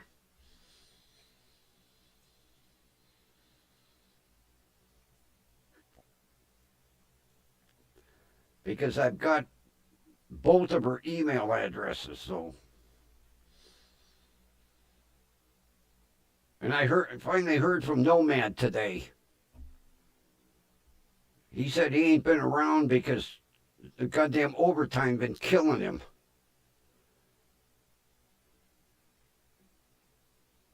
He said he no sooner finishes work and he's ready for bed. So he said he's going to try to pop in one day. I figured he was busy. Because he does a lot of promoting for me, which I really appreciate. But he was usually here, and then the time change screwed things up.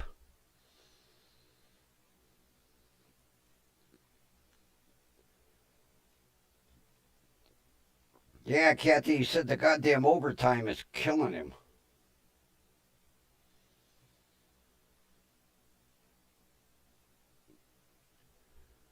Which I don't know how taxes work over in London.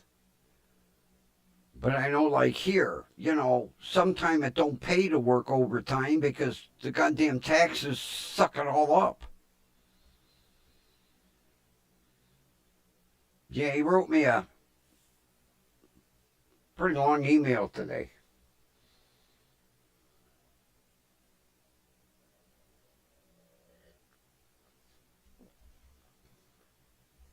So I just wrote him back, rest up, pop in when you can, just to say hi. But the time change really screwed him up because, what is it, 10 o'clock over there? Or later, 11? I can't remember what the time change, what the difference is. It's probably 11, 12 o'clock. And I don't expect him to pop in that late. I would never ask anybody. That's why I try to run, although, I'm working Eastern Standard Time.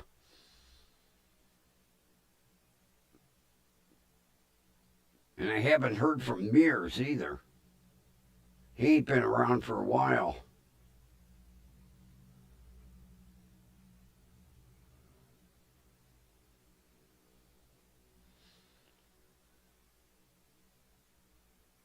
Oh, Ned's not doing any traveling?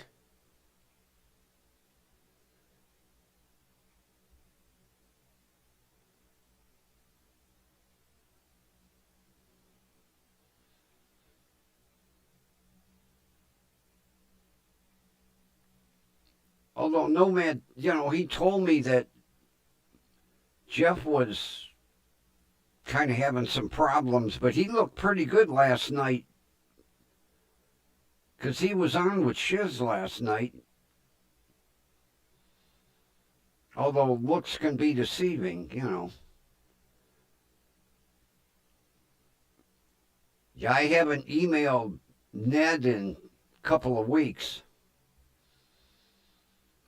Because him and I were emailing at least once or twice a week. Then I don't know why I stopped.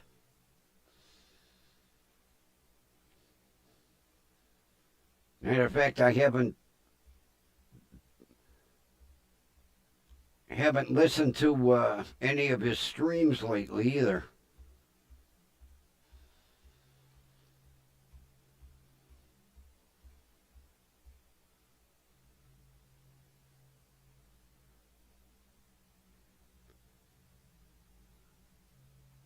Colorado?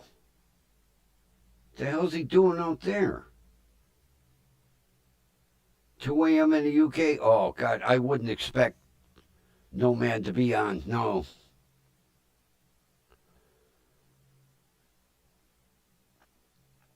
Oh, oh yeah. I know he suffers bad with them. I know. No man didn't mention. I should have figured. But what's Ned doing out in Colorado? I thought he lived down south.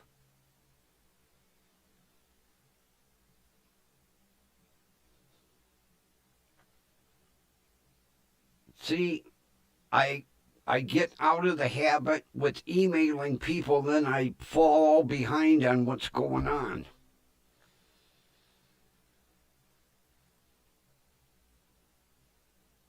Oh no, Kathy, I wouldn't expect him to be on right now. Not with all the overtime he's working. No, no, no. I wouldn't want him to be on.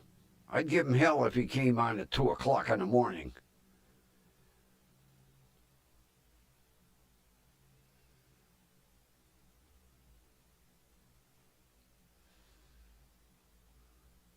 Oh, okay. See, you follow the crowd, Linda. I don't. I've kind of been bad the last month and a half, because I used to, I I don't pay attention to my notifications. I haven't been on Stone Bet's chat in probably 2 3 weeks. I get tunnel vision, and then like lately I've been watching more goddamn interrogation videos.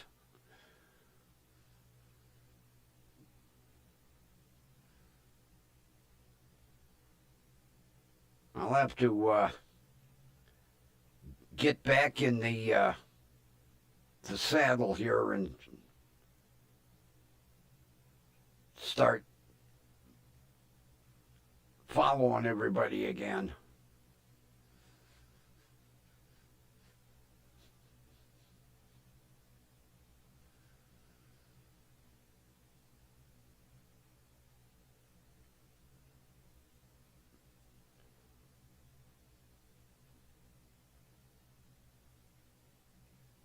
Yeah, he does a lot with those goddamn big ass cranes. I know that. The ones that they build skyscrapers with.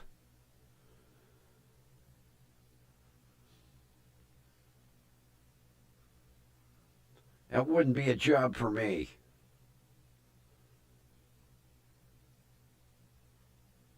Swinging that goddamn crane and looking down, going, and they got fucking glass in the floor. That's even worse. Like, whoa! I wouldn't want to be no goddamn crane operator.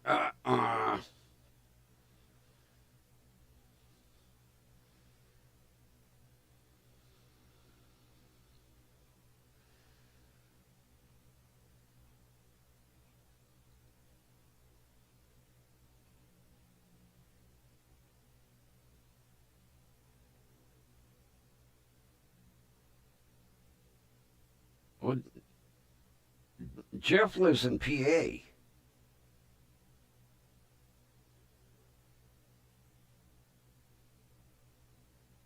Because I've mailed stuff to Jeff.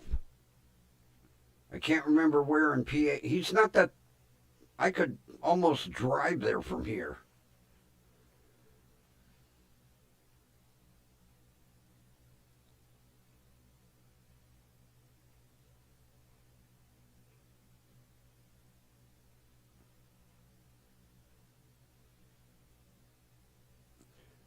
You know, Linda,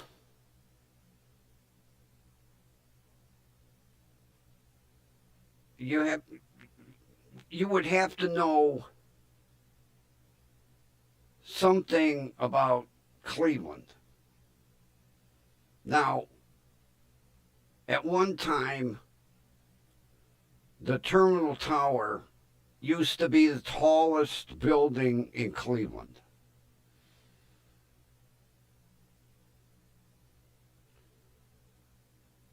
My grandfather,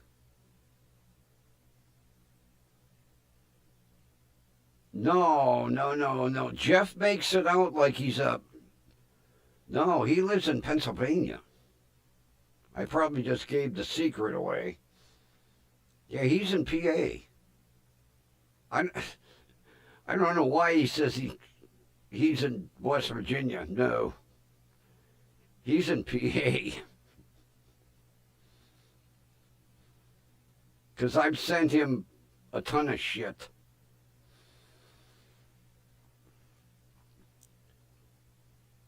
But back when they were building the Terminal Tower, my grandfather was a riveter.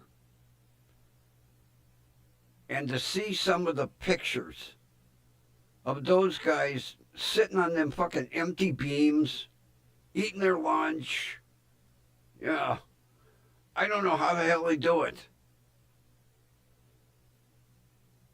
30, 40 stories up.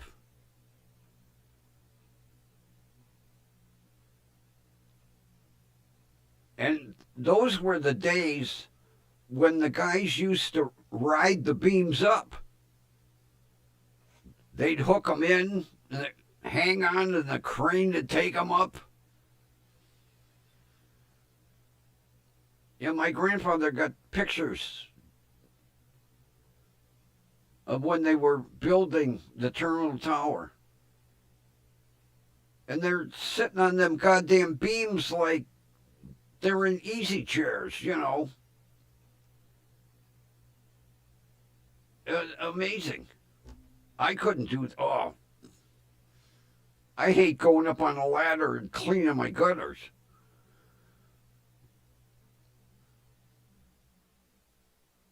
That's why those high steel workers make such good money.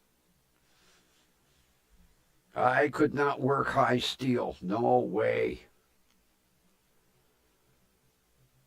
And then you look at,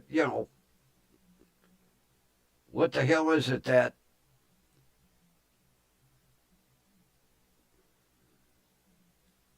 trying to think of that goddamn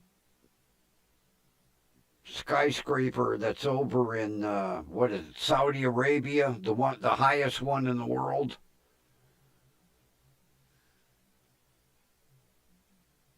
And then another thing I hate, and I won't go in them, the elevators that are all glass and they go up the outside of the building. No, not for me.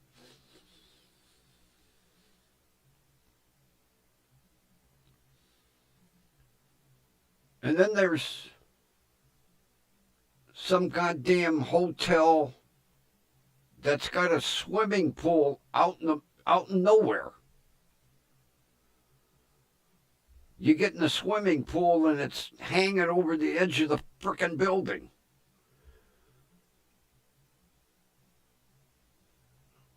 Oh, you would. Yeah, go ahead. Stick it to me. Yeah, make fun of me. Go ahead.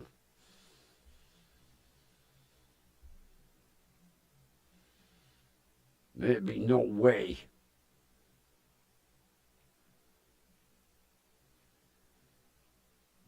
I don't trust fucking elevators the way it is. Be my luck, I'd get up about 40 stories and a cable let loose. Thunk. Well, it's not the long fall, it's that sudden stop that gets you.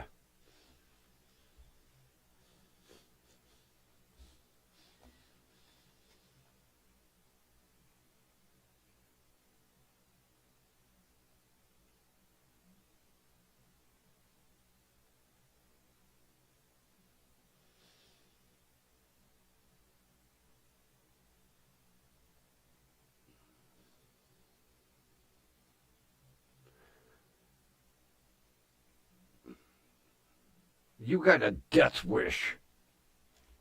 Skydiving. walk out at the edge of the Grand Canyon.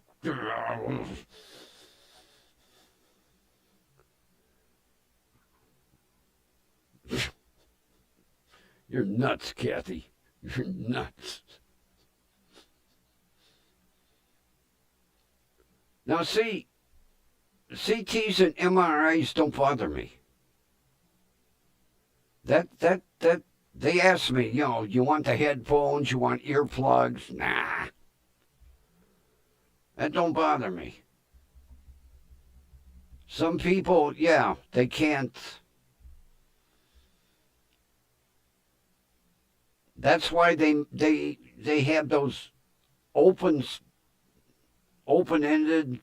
MRIs. You don't have to go down the sewer drain.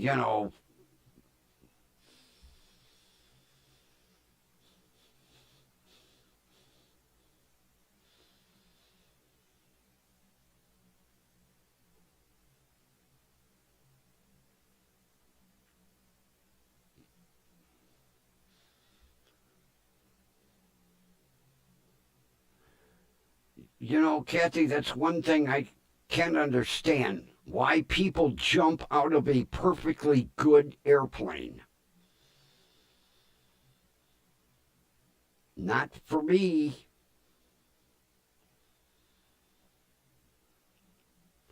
I remember that news story, it wasn't too long ago,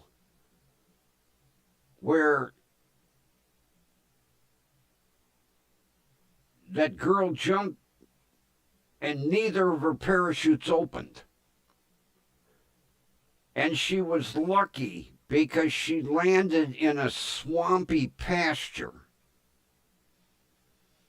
Now, I know she broke her back and some other things, but she lived. And she didn't have any brain injury because she was lucky. The pasture she fell in was really swampy, and it was like falling into a sponge. But she fell like 3,000 feet, 4,000 feet. That'd be my luck. Pull a ripcord, nothing. Pull the safety, nothing.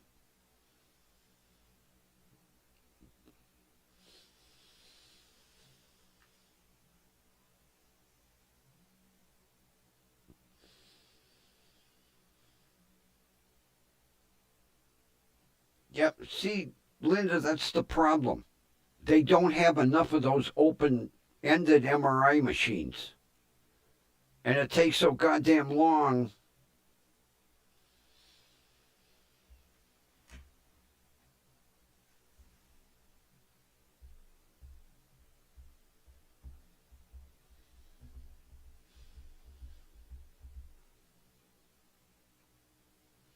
I'm waiting for Kathy to say she'd love to go over a waterfall in a barrel.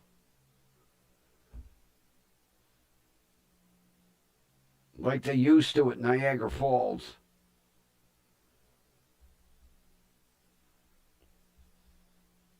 It was amazing how many people went over and actually lived.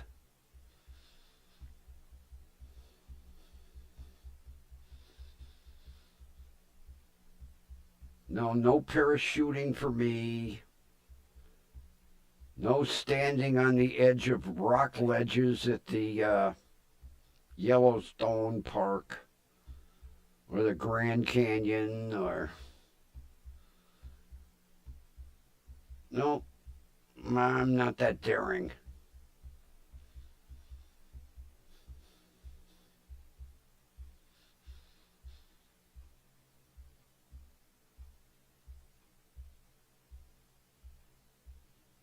We'll put a window in it for you. We'll have them put a window in the barrel so that you can see when you're going over. How's that? Will that work? You could take pictures and then send them to me. Here's what it looked like as I went over. Yeah, well.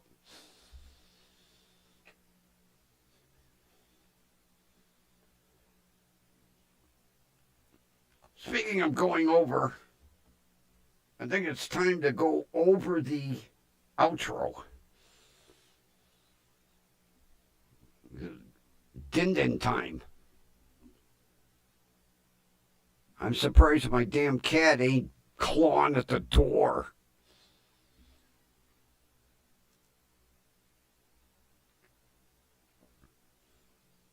I've been up there several times. The only problem is now you need a goddamn passport, which I think is stupid. Need a passport to go to Canada.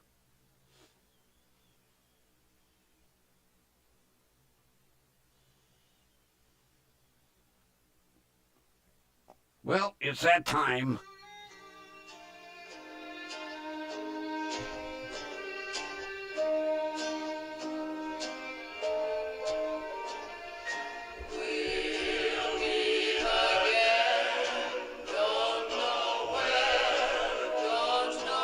We know where, right here. WDWL TV, 7 p.m.